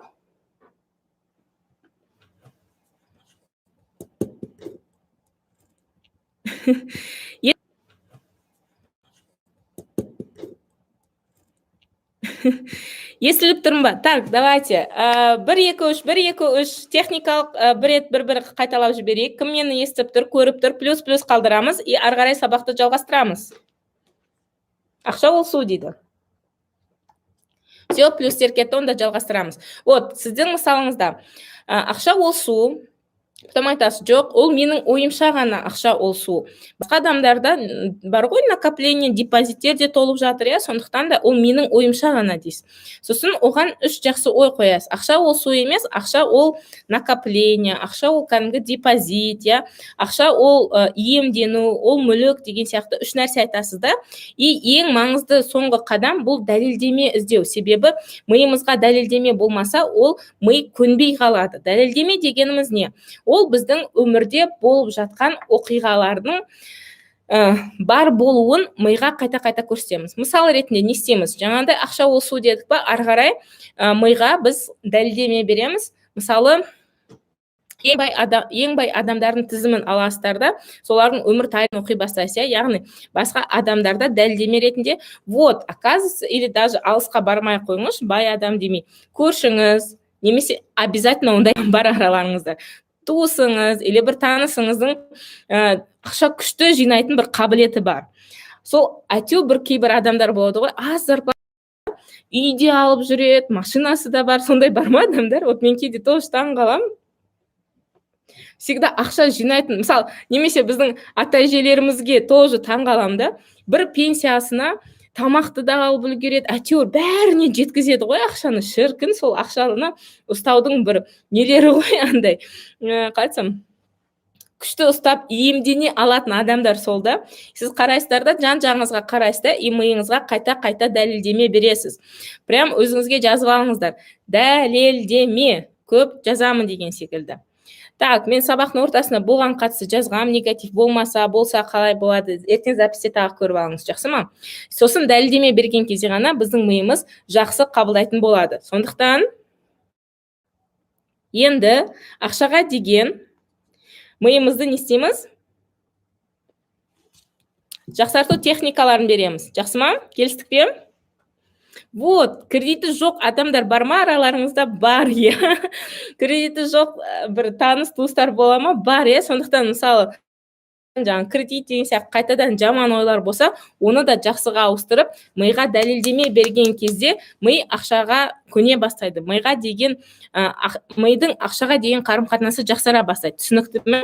Жақсы, ары қарай кеттік. Ақшаға деген қарым-қатынас жақсарту техникалары кімге керек? Жазыңыздаршы, маған деп. Плюс. Керемет. Ондай болса ары қарай кеттік. Бар дейді. По-моему, менің айтып жатқан сөздерім сіздерге кәдімгідей біраз кеш жетіп жатқан сияқты. Өкінішке орай, интернет енді оны не істейміз? Енді мейлінше мен жалғастыра беремін, жақсы ма? Ақша ол құрал. Өздеріңізде жазыңыздар. Ақша ол құрал, сондықтан ақшаға деген қарым-қатынасымызды қазір жақсартамыз. Вот, енді маған деген сөздер кетті. Жақсы. Давайте былай жасаймыз. Әрқашан ақшалы болу техникасы бар. Бізде уақытығыз болғандықтан мен бұны қазір айтпаймын. Менің инстаграмым бар ғой. Инстаграмға модератор ханым жазасаңыз комментарийге мен инстаграм қандай екен. Маған инстаграмға ақшалы болу техникасын деп жазып, сіздерге, по-моему, даже берілді көптеріңізге, иә. Сол техниканы міндетті түрде қарайсыздар да, соны жасайсыздар, хорошо? Ең дұрысы мен қазір сіздерге телеграмға лақтырамын оның ссылканы, хорошо? Соны қарайсыздар да, міндетті түрде жасайсыздар. Енді сабақты кішкене қайталайық. Ең басты түйген ой, ол біздің ми арман мақсат орындау үшін емес, өмір сақтау үшін қызмет етеді. Сондықтан біздің арман мақсатымыз орындалуы үшін не істеуіміз керек? Бізге қажетті арман мақсатымыз өмірдей қажет болуын қамтамасыз етуіміз керек. Бұл өте маңызды. Ой, керемет. Вот жазатын студенттерді оқырмандар көрем. Прям жазса ғана кәдімгі максимум аласыздар сіздер сабақтан. Осы ой кімге өтті? Мақсат орындалу үшін енді біздің миымыз тек қана біздің өмір сүруімізді қамтамасыз ететін болса, біздің мақсатымыз ол бізге өмірдей қажет болу керек. Сол кезде біз мақсатымызға жетеміз. Ол үшін біз не істейміз? Сондықтан әрқашан планканы көтеріп отыруымыз керек. Әрқашан өзіміздің ақшаға деген қарым-қатынасымызды жақсартып отыру керек. Оны қалай жасауға болады? Жаңа біз сіздермен ми қандай суммаға үйреніп қалды деген кезде әрқайсыларыңыз әртүрлі сумма жазыңыздар, иә? Сол сумманы ақырындап көтеру үшін біз сапалы заттарды ала бастауға, жақсы ақшаның көбеюіне жасайтын әрекеттерге көшіру үшін әрқашанда планканы көтеретін техникалар жасап отыруымыз керек. Оның біреу әрқашан ақшалы болу техникасын мен сіздерге жіберемін телеграмға. Ал енді келесісі бұл қараңыз, дүкендерде, мейрамхана болсын, сіз әрқашанда миды мысал ретінде жақсырақ нәрсені өзіңізге үйрете бастаған кезде сіз ақшаны да көбірек тауып бастайсыз. Бұл мистика, немесе аффирмация, немесе магия емес. Бұл, қайталап айтам, барлығы ғылыми дәлелденген. Жаңа даже Пол Маклиннің 3 миды бөлген кездегі нәтижесінде де сондай болып тұр, иә? Яғни қараңыз. Мен үшін, мысалы, эконом или мысал, иә? Сабақ сақталады, ойымдамаңыз. Автобуста жүріп жүрмін, иә? Автобуста жүрген уже, мысалы, ұнамайды, аяғыңды басады, ыңғайсыз, оны күту керек, уақыт көп кетеді деген сияқты, не істеймін? Мысалы, эконом таксиге көшеді адам, иә? Эконом таксиге уже ми үйреніп қалғаннан кейін, ол уже автобусқа вообще отырмау үшін ми не істейді? Миға автобуста отырмау, ол өліммен тең болған кезде, ол таксимен жүру үшін ақша табудың көбірек жолдарын, амалдарын үйрене бастайды. Түсініп отырсыздар ма? Дұрыс айтасыз, солай. Сондықтан мысал ретінде эконом таксимен жүрудің өзін ең бірінші ол біздің өміріміздің нормасына айналдыру керек. Оны ары қарай қалай айналдыруға болады? Экономмен жүрдік, бір кезде ұнамайды, иә. Жүргізуші грубиян, немесе уақытылы келмейді, немесе машинаның іші онша емес, немесе бір иіс шығады деген сияқты. Сосын мысалы комфорт таксиге отырамыз, иә. Комфорт уже 20-30%-ға қымбатырақ, но уже сәйкесінше жүргізуші саған арнап кондиционерін қосып береді, қалаған музыкаңды қосып береді, иә. Есікті ашып беру мүмкін кейбіреулері, иә. Сондықтан сен уже ойлайсың, мынау лишь бы экономмен жүрмей, хотя бы комфортпен жүру үшін не істесем болады деген сияқты ми сәйкесінше әрекеттерге көше бастайды. Түсініп отырсыздар ма? Кімге өтті? Гүлнұр ханым, кәдімгідей қатырдыңыз ғой, өлә. Не дегенсіз? Вот, түсініңіздер ғой, иә? Яғни біздің миымыздың әр күн сайын беретін энергиясын дұрыс қолдану үшін біз сәйкесінше оны жақсырақ нәрселерге үйретуіміз керек. Мысалы ретінде үстіңгі планка болса, астыңғы планка тоже обязательно болады. Мысалы ретінде антисанитариясы бар, иә, немесе или хотя бы вообще одан да ең төмен планка ол мысалы мейрамханада бір адамның тамақ ішіп ішпей кеткен тамағын барып кім жеуші еді? Скорее всего, ешкім жемейді, иә, өйткені білен, мен не до такой степени мысалы ақшаға зәрумын, что біреудің барып тамағын жейтіндей, иә. Яғни мен қалай да хоть что өзім бір әрекет жасап ақша табам, бірақ мен өзім барып сатып алып ақша табам дейміз ғой, иә. Сөйтеміз да біз сәйкесінше ақша тауып бастаймыз. Сондықтан осы нәрсе әрқашанда планканы көтеріп отыру керек. Өтті ма? Рахмет дейді. Күшті өтті. Өзіме аяма, вау. Все, тема. Молодец, Гүлбақыт ханым. Прям от души. Дұрыс жасап жатырсыз. Жақсы ғой, иә? Қанша уақыт жүру керек? Пока нормаңызға айналмайынша. Нормаға айналып кетеді ғой. Вот мысалы уже автобусқа отыру, это сізге өмірлік кәдімгідей не? Зәру нәрсе. Көрдіңіз ғой, иә? Миыңыз кәдімгідей сізге үйреніп қалатындай нәрсе жасағанда ақша сол кезде келеді. Түсінесіздер ғой, миымен жетеді дейді. Өтті. Сондықтан қараңыздар, бүгінгі бұл әлі аяқталмады. Мен сіздерге әлі басында айналайын ми курсы бойынша айтамын деп айттым. Жалпы бүгін берілетін контент осымен берілді. Уже 2 сағат отырмыз ба сіздермен кәдімгідей? 1,5 сағат, иә, қателеспесем. Бүгінгі эфир қалай болды? Айналайындар, қалайсыздар? Пайдалы болса от жіберіңіздерші. От. Молодцы, кайф қой, мынау кәдімгідей. Мяу деген қалай кетті өзі? От емес, өрт болды дейді. Молодцы, өтті. Күшті сұрақ келді. Айлық жетпесе ше таксиге. Қараңыз, қайтадан айтайын. Мынау бір күшті сұраққа жауап беріп кетейінші, иә? Гүлзира ханым, мәселе сода ғой. Видите, біз өзімізді уже ми тұрғысынан қатты шектеп жатырмыз да. То, что бізде табыс көзі ол тек қана айлық болып тұр. Табыс көзінің түрлері өте көп, нереально көп, иә. Біз өзімізге таксимен жүруге рұқсат бермегендіктен біз ақша табудың басқа жолдарын көрмейміз. Бізде тек қана бүкіл өмірімізді бір нәрсемен ғана байлаймыз. Мысал ретінде мен әрқашанда өзімді мысалға келтірген жақсы көремін. Енді мен басқа адамның өмірін мысалға келтіре алмаймын ғой. Мен басымнан не өтті, мен сонымен бөлісемін, иә. Сондықтан да қараңыздар. Мен 2 проектім бар, IT компаниям бар, 2 компанияда жұмыс жасаймын, консультация берем, курстарым бар, сіздер сияқты вебинар өткізем. Яғни табыс көзі ол өте көп. Және маған күнде әйтеуір бір жобаға шақырады. Мен уже физически уақытым жетпегендіктен мен барлығына отказ берем, иә. Яғни біз өзімізді ғана табыс көзін біреу ғана деген сияқты соған шектеліп, соған қатты байланып алатынымыз соншалықты, что біз басқа мүмкіндіктерді көрмейміз. Сондықтан, егер біз керісінше таксиге жүріп өзімізге көбірек нәрсе рұқсат берген сайын біз сәйкесінше ақша көп табамыз. Жақсы ма? Не деген керемет чат өзі. Кілең от болды. Ондай болса қараңыздар. Бүгінгі эфир сіздерге ұнаса, ертең эфирде біз қарыздан құтылу техникасын айтамыз. Басына балақтаңыз, қарыз өте көп деп жазасыздар ғой, иә. Соның ішінде неге ақша жетпейді, қарызды қалай жабамыз, ол туралы ертең прям от души айтып беремін. Ал дәл қазір сіздерге барлықтарыңыз сұрап жүрген айналайын ми курсы туралы айтып беремін. Жақсы ма?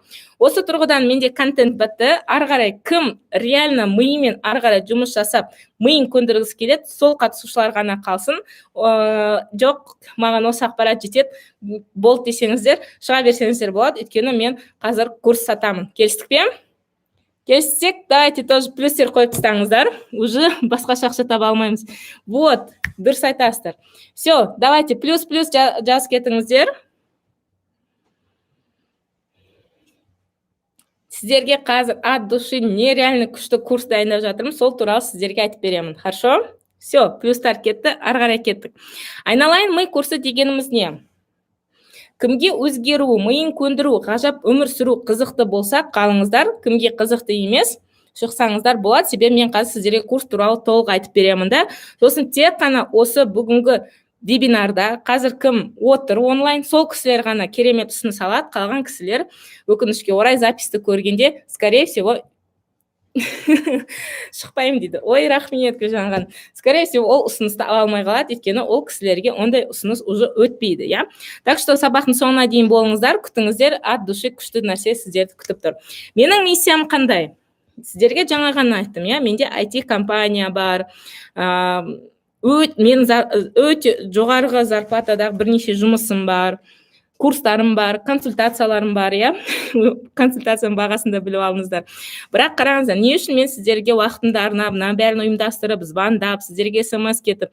Менің миссиям, ми тану арқылы өмірді өзгертуге 100% құрал екенін білгендіктен, сол миды танып, оны көндіруге білудің арқасында қалаған мақсатқа, нәтижеге сіздердің де оңай жетулеріңізді қалаймын. Яғни, зачем мен сияқты 8 бизнеске банкрот болып, қадалып, сосын бір нәтижеге жету керек? Можно же оңай жетуге, миды көндіру арқылы оңай жетуге болады, және соны адамдарға насихаттау, я? Себебі қараңыздар, сіздерге қайтадан сұрақ. Қазір курстарда көбінесе не айтылады, не беріледі? Барлығы инструментке ұрады, барлығы бизнес туралы айтады, бәріне сразу мотивацияны ұрып беріп тастайды. Болды, все, жасайым, қырам, жоям дейді адамдар. Барады да 2-3 күннен кейін мотивация өшеді. Себебі ми ол жаңағы әр дүйсенбі сайын жүгір кітап оқимын деген сияқты бірінші, екінші күн барып жасайды, үшінші күні сөніп қалады, я. Ал егер біз миды көндірсек, ол прям өздігінен жүре бастайды, өздігінен нәтижеге жетесіздер. Сондықтан да қазіргі курстарда енді инструментарий нелер берілсе, және де сіздерге де айтып отырғанда, бізде көп жағдайда Пол Маклиннің триединый мозг бар ғой, тек қана өмірімізді сақтап қалу ғана жеткілікті болғандықтан, біз қанша арман мақсат қойып, оған жеткіміз келсе де, миды көндірмейінше бізде мақсат болмайды. Қайтадан Дубай мен Непалдың арасындағы мысалды естеріңізге түсіріңіздер, жақсы ма? Сондықтан көбісі түбіне түспейді, негізін құрмайды, және ғылыми дәлелдеме. Менің курсымның, мысалы бүгін сабақта сіздерде не ұнады көбірек? Инструмент беріп жатырмын, практика беріп жатырмыз, прям сабақтың барысында отырып жазып жатырмыз, әртүрлі Пол Маклин дәлелдеме, ғылыми зерттеулер, эксперименттер көп беріп отырмын, я. Яғни мен айналайын ми курсы да осы ғылыми дәлелдемелер өте көп тұрады. Өте көп практика, өте көп эксперимент. Это не так, чтобы вот саған ақпарат барда өзің жаса. Жоқ. Дәл қазір отырамыз, бірге жасаймыз, бірге нәтижеге жетеміз, я. Сондықтан да сіздер қазір уже миға қатысты, ақшаға қатысты көз қарастарыңыз өзгеріп жатыр, я. Бірақ өзгермеген адамдар тоже бар. Мидың қорқатын көрсеткеніңіз ұнады дейді. Мысалдар, практикалар. Керемет. Енді қараңыз, бізде қандай 7 кедергі бар алдымызда? Скорее всего, мен бәрін білемін деп ойлаған адам, ол миына жаңа ақпарат қонбайды. Жаңағы Непал мен Дубайдың мысалында, егер бәрін білемін деген адам, оған ешкім көмектесе алмайды. Түсінесіздер ғой, я? Яғни, сосын өтірік, енді өкінішті жағдай, я, бізде өтірік курстар өте көп, инфобизнес енді жанданып жатыр, барлығы. Все, кел, үйретем, көмектесем, мощ болады дейді да, келген кезде просто су бере салады, я. Содан кейін де адамдар уже курстан жалықтай жатыр, өкінішке орай. Бірақ біз әрқашанда дамуымызды тоқтатпауымыз керек. Сосын кейбір адамдар бар, маған еш нәрсе көмектеспейді деп ойлайды, все болды, қанша техника айтпа, менің өмірім басқа, маған ол нәрсе өтпейді деген адамдар болса, олар да скорее всего дамымайды, я, өкінішке орай. Сондықтан да бұндай адамдарға көмектесу қатты қиын. Бұл жайт кедергілерден біз арылуымыз керек, бұл кедергілермен жұмыс жасауымыз керек. Кейбір адамдар бар, мен мысалы айтады, біздің миымыз және де кез келген нәрсені ақтап алуды жақсы көреді. Біреу байып, күшті болып, нәтиже көрсетіп жатса, ой, оған кім әкесі көмектесті, ой анау күшті байға тиіп алған, ой анау мынандай болды, ой анау андай болды деп барлығын ақтап аламыз да өзіміз маған нәтиже көрсету үшін маған ерекше қабілет керек, анау деген сияқты әртүрлі өзіміз сылтау табамыз. Сондықтан бұндай кедергіден алшақ болған жөн. Және сабақты тура ең басынан бастап все сиқыр күтпейміз, құтқарушы жоқ деген секілді уже онымен біз жұмыс жасадық. Бұл кедергі ешкімде жоқ, сондықтан аттап өтейік та. Келесі кедергі ол уақыт жоқ. Уақыт жоқ деген ол вообще ең өтірік миф. Өйткені мен сіздерге айтқан жұмыстарымнан басқа әйел заты ретінде менде жолдасым бар, 2 балам бар, отбасы деген секілді, оларға да уақыт табылады. Сондықтан да оның барлығы тек қана иллюзия. Енді қараңыздар, және ең соңғы адамдар, олар өзіне инвестиция салмайтын адамдар дамымайды. Мен өзімнің дамуыма 2020 жылы 10 миллион теңгеге қадалдым деп айттым ғой.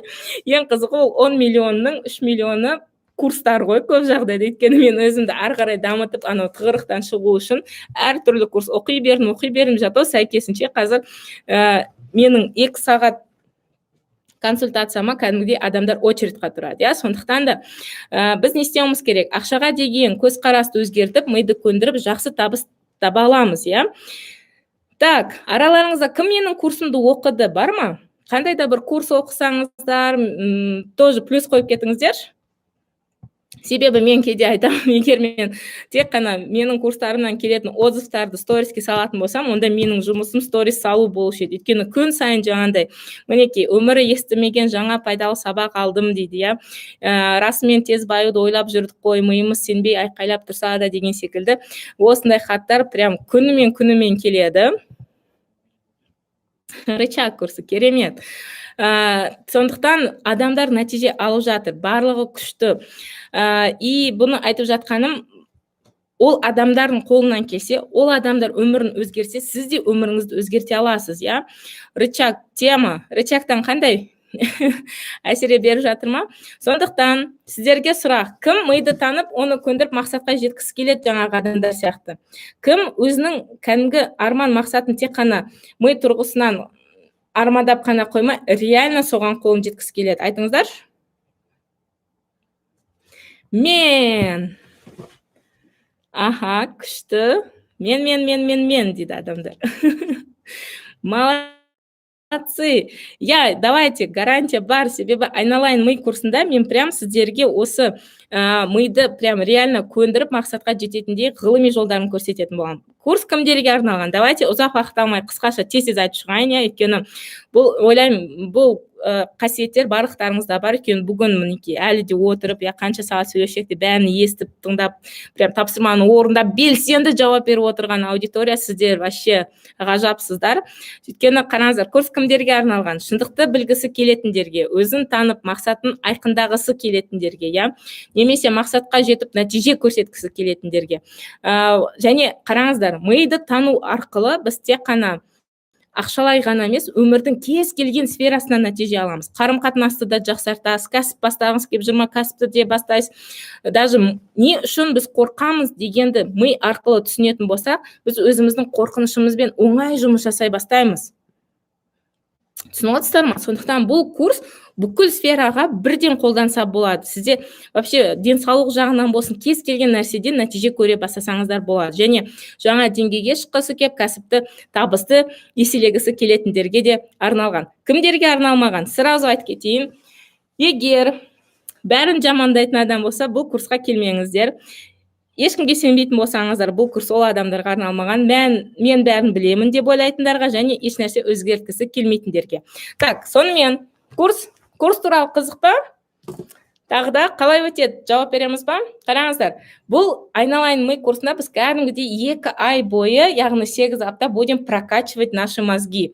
Жан жағынан, прям толыққанды. Аптасына 2 рет сабақ болады, яғни 16 ауқымды сабақ болады. Ауқымды деп үлкен жазғаным, ол 16 видео емес, ол бір сабақтың өзі 4-5 видеодан тұруы мүмкін. Яғни техника өте көп, мысалы бірінші сабақ осындай.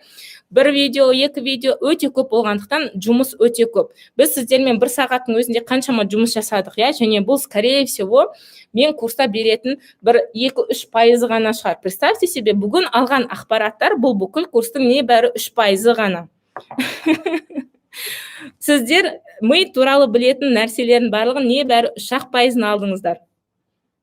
Әлі 97 үйренбеген нәрсе бар. Және оны 2 ай бойы біз күнде осындай инсайттар алып отырсақ, өміріміз өзгере ма? Конечно, өзгереді. Я, біз, конечно, кез келген нәтижеге битіп жететін боламыз ғой. Сондықтан 16 ауқымды сабақ күтеді сіздерде. Ол сабақтар тек қана теория емес, сіздерге жоқ, 8 ай емес, 8 апта, вы что? 8 ай ол тағы 1 ай қосса бала туылатын уақыт қой ол. Так что 8 апта.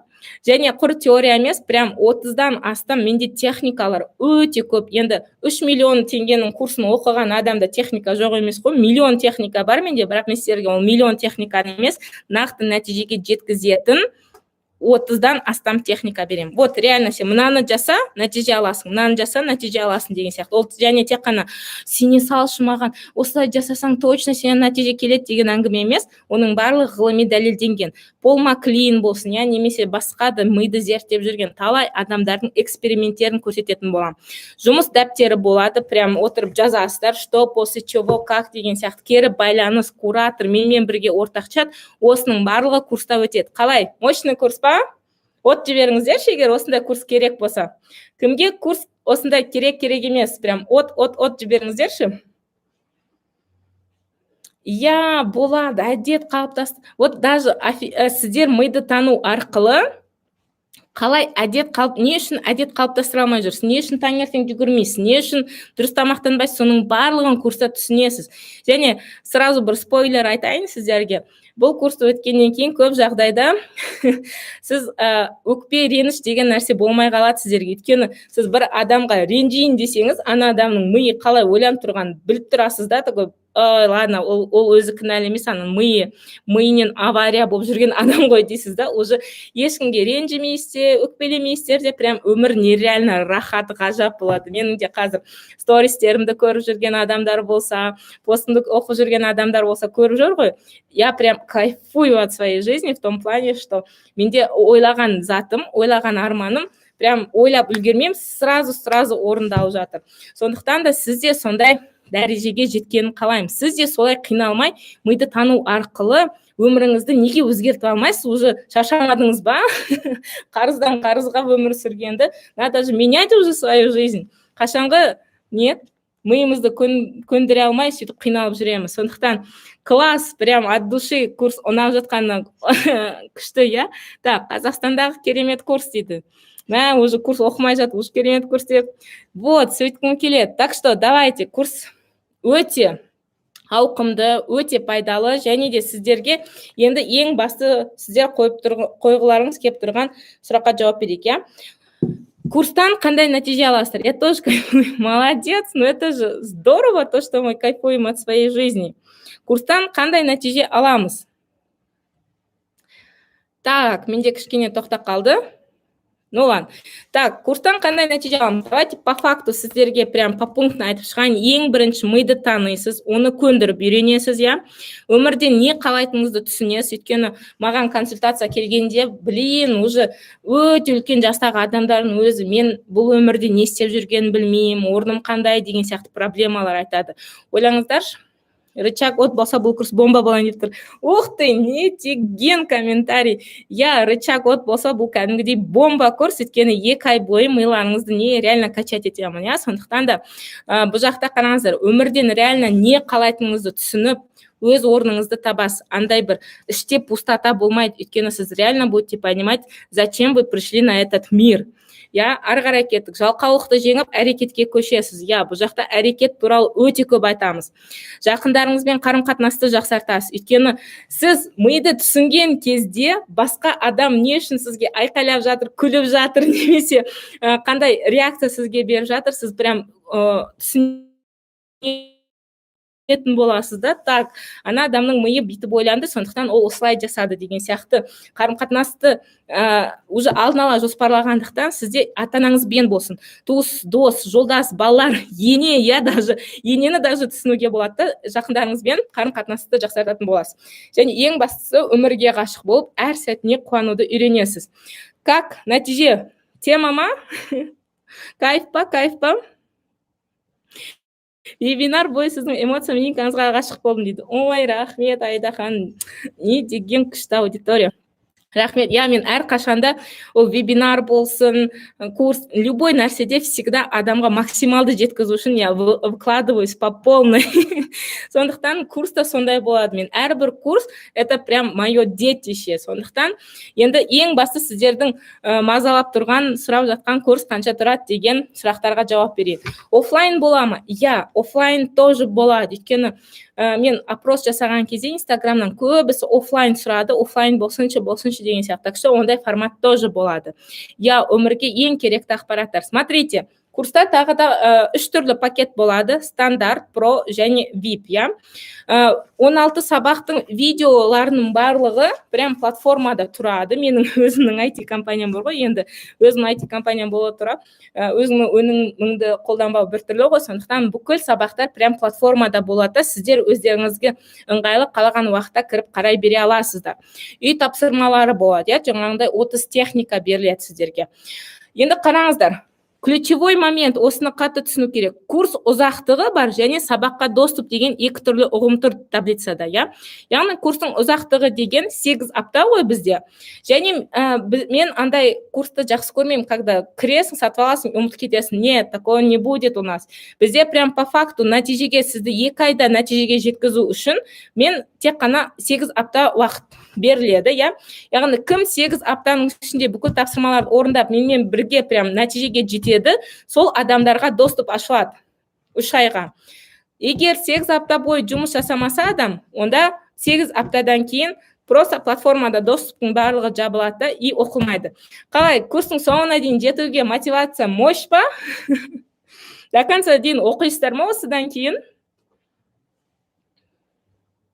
Так, бұл тамызда емес, старт біз уже келесі айда бастап кетеміз. Я, дейді, әрине. Вот представьте, бұдан кейін кім оқымай қояды? По-любому кез келген студент оқиды. Яғни менің бір жақсы көретінім, бізде менің курстарым доходимость почти 90%. Андай емес. Көп адамдар 1-2 сабақтан кейін ары қарай өтпей қалады ғой. Менде прям 90% студент курстың аяғына дейін жетеді. Түсінікті ғой, сондықтан курстың ұзақтығы бар и сабаққа доступ бар. Ортақ чат болады барлықтарында, бірақ кері байланыс стандарт пакетінде болмайды. Кері байланыс тек қана продан басталады, және жұмыс дәптері де промен VIP-қа ғана беріледі. Мен сіздерге жұмыс дәптерін қазір дайындап жатырмын. Оның өзі кәдімгідей бір қалың, әрбір техника сипатталып жазылған жұмыс дәптерін қолға аласыздар. Қолға аласыздар дегенде онлайн PDF форматы жүктелінеді. Соны распечатка жасайсыздар да, прям жұмыс дәптерімен жұмыс жасайсыздар. Яғни курс бітіп кетсе де, сіздер ол жұмыс дәптері сіздерде қалады. И вы можете курс біткеннен кейін де өздеріңізбен жұмыс жасауға. Жақсы ма? Жақсы. Және ең соңғы офлайн варианттың несі, ол ерекшелігі, олар Алматыда болады. Мен өзім Алматыдамын. Кім Алматыда болса, менен бірге 16 сабақты прям 16 рет кездесіп талқылаймыз. Бірақ офлайнның менің кабинетіме офиске 15 адам ғана сияды, сондықтан офлайн пакетте тек қана 15 орын болады. Енді бағасы жағынан қараңыздар. Негізгі бағасы әрине бұндай ауқымды прям результат, гарантия берілетін курс болғандықтан ол арзан емес, я. Қазір көріп отқандай стандарт 80 мың, про 120 мың, бірақ офлайн 300 мың болады. Бірақ мен сіздерге кім сабақтың соңына дейін отырады, жақсы ұсыныс, жақсы баға беремін, ұсыныс жасаймын дедім, я. Сондықтан қараңыздар. Бірінші күні кім тапсырыс қалдырады, барлығына 30% жеңілдік жасалынады. Яғни сәйкесінше 56, 84 және 210 мың теңгеге қатыса аласыздар. Ертең тағы да, мысалы мен қазір түнгі сағат 23:59-ға дейін ғана сатылымды 25% жеңілдікпен, вебинардың 3-ші күні 20% жеңілдікпен ғана жалсаңыздар болады. Яғни қараңыздар, мен по факту сөйлеймін, то, что қалай бар, солай жасайды. Енді ең қызығы, кері байланыс болады. Еще берем. Емес, байланысты мен бергендіктен бірінші лекке қатысқан студенттердің үлкен преимуществосы болады. Енді тек қана бүгін, тек қана қазір вебинарды қарап отырған қатысушыларды. Себебі ертең уже бұндай баға болмайды, сондықтан максималды тұрғыда сіздер тапсырыс қалдырыңыздар. Және кім курсты 0 теңгемен бастағысы келеді?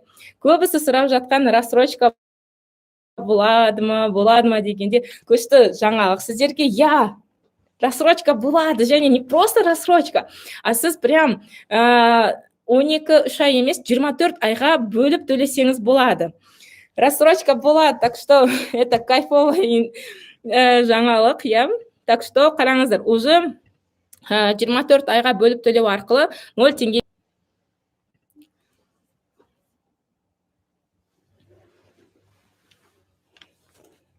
Қат қалды дейді. Халқым, қат қалды ма?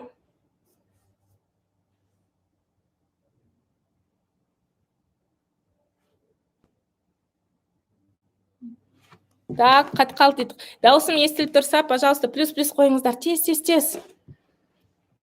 Енді все, хорошо. Так, ондай болса қараңыздар. Гүлзира ханым, можете басқа лекке қатысуға, хорошо? Қараңыздар, сіздер зато бұл жақтағы білімді ала тұра, сіз прям қарызды да жабуға, еще ертең мен сіздерге қарыз жабу туралы көп ақпарат берем. Бірақ кім ең жылдам 30 адам қазір тіркеледі, кім 30 адам сілтеме қалдырады, сол адамдарға рычаг курсы сыйлыққа беріледі. Рычаг деген ол өзі құны 10 000 теңге тұратын офигенный курс. 4 күн бойы уже сіздер бүгін төлем жасап, бүгін предоплата дейлі жасап, уже бастап кетсеңіздер болады да, ары қарай қараңыздар. Сіздер уже рычаг курсын ең алғашқы 30 адам бастап кетсеңіздер болады. Тек қана алғашқы 30 адам. 30 адамның қатарына қосылу үшін сіздерге қазір сілтеме жібереміз. Телеграмға да сілтеме жібереміз. Кім үлгергісі келеді, кім қатысқысы келеді, сайтқа өтіп бөліп төлеймін дегенді басасыздар, өздеріңізге форманы толтыру арқылы заявка қалдырып кетесіздер.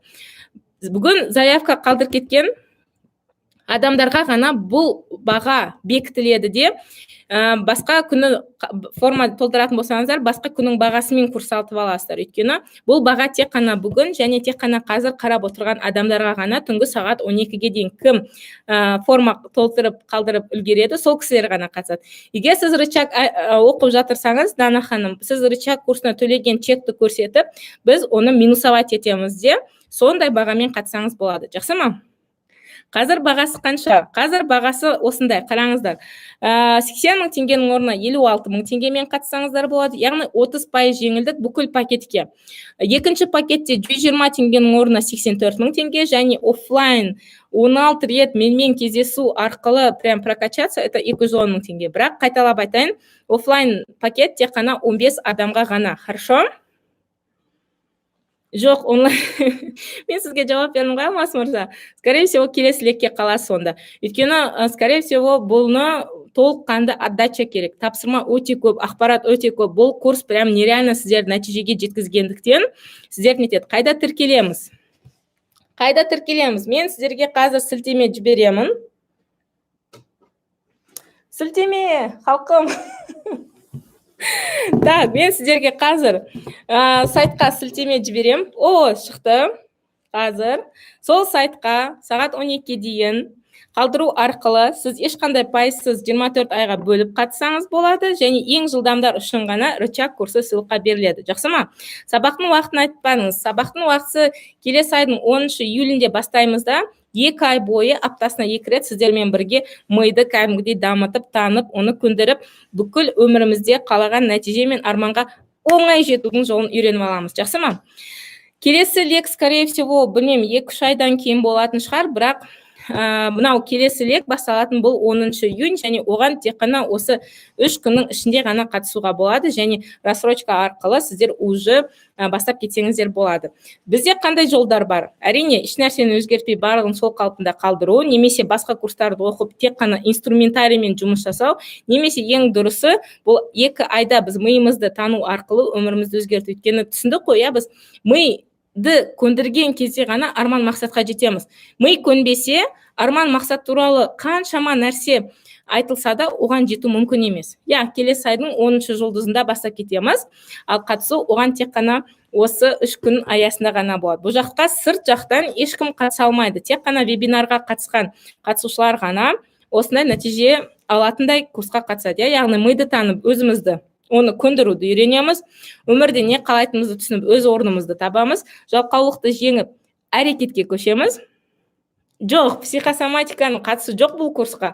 Бұл айтып тұрмын ғой, бұл сіздерге психология немесе андай аффирмация сияқты өтірік дүние емес, по факту айтылатын тақырыптар, по факту айтылатын нәрселер, иә. Сондықтан да курс это реально про мозг, реально сусыз таза техникалармен нәтижеге жетудің инструкциясы. Сондықтан курстың бағалары осындай, можете заскринить, қайсына қатысамын деп, және осы тиімді бағамен ету үшін сіздер хотя бы заявка қалдырып кетулеріңіз керек. Хорошо? Заявка қалдырып кетіп, ну, Дана ханым, вы можете написать в личку, а там уже менеджер сіздермен бірге хабарласады. Хорошо? Сонымен, бүгінгі эфир қалай болды? Халқым, давайте соңғы рет бір от души эмоджи беріп, не түйдіңіздер, қандай инсайт алдыңыздар, бір нетіңіздер. Мен бүгін сабақтан осындай күшті инсайт алдым. Мен бүгін мынаны түсіндім. Мен мынандай нәрсе алдым деп, прям миымызға соңғы рет не түсінгенімізді келтірейік. Керемет, супер, күшті болды. От души. Ссылка қайда? Ссылка қазір сіздерге Telegram каналға жібереміз. И давайте мен сізге қазір прям осы ненің ішіне жазып қояйыншы. Так, сіздерге ссылканы сейчас скопирую и прям чаттың ішіне жазып қоям. Все, керемет, супер, күшті болды. Вот сіздерге ссылка жібердім. Осы ссылка арқылы өтіп қатысаңыздар болады. Немесе мен сіздерді қазір, по-моему, қателеспесем, мына жақта тоже кнопка шығарамын.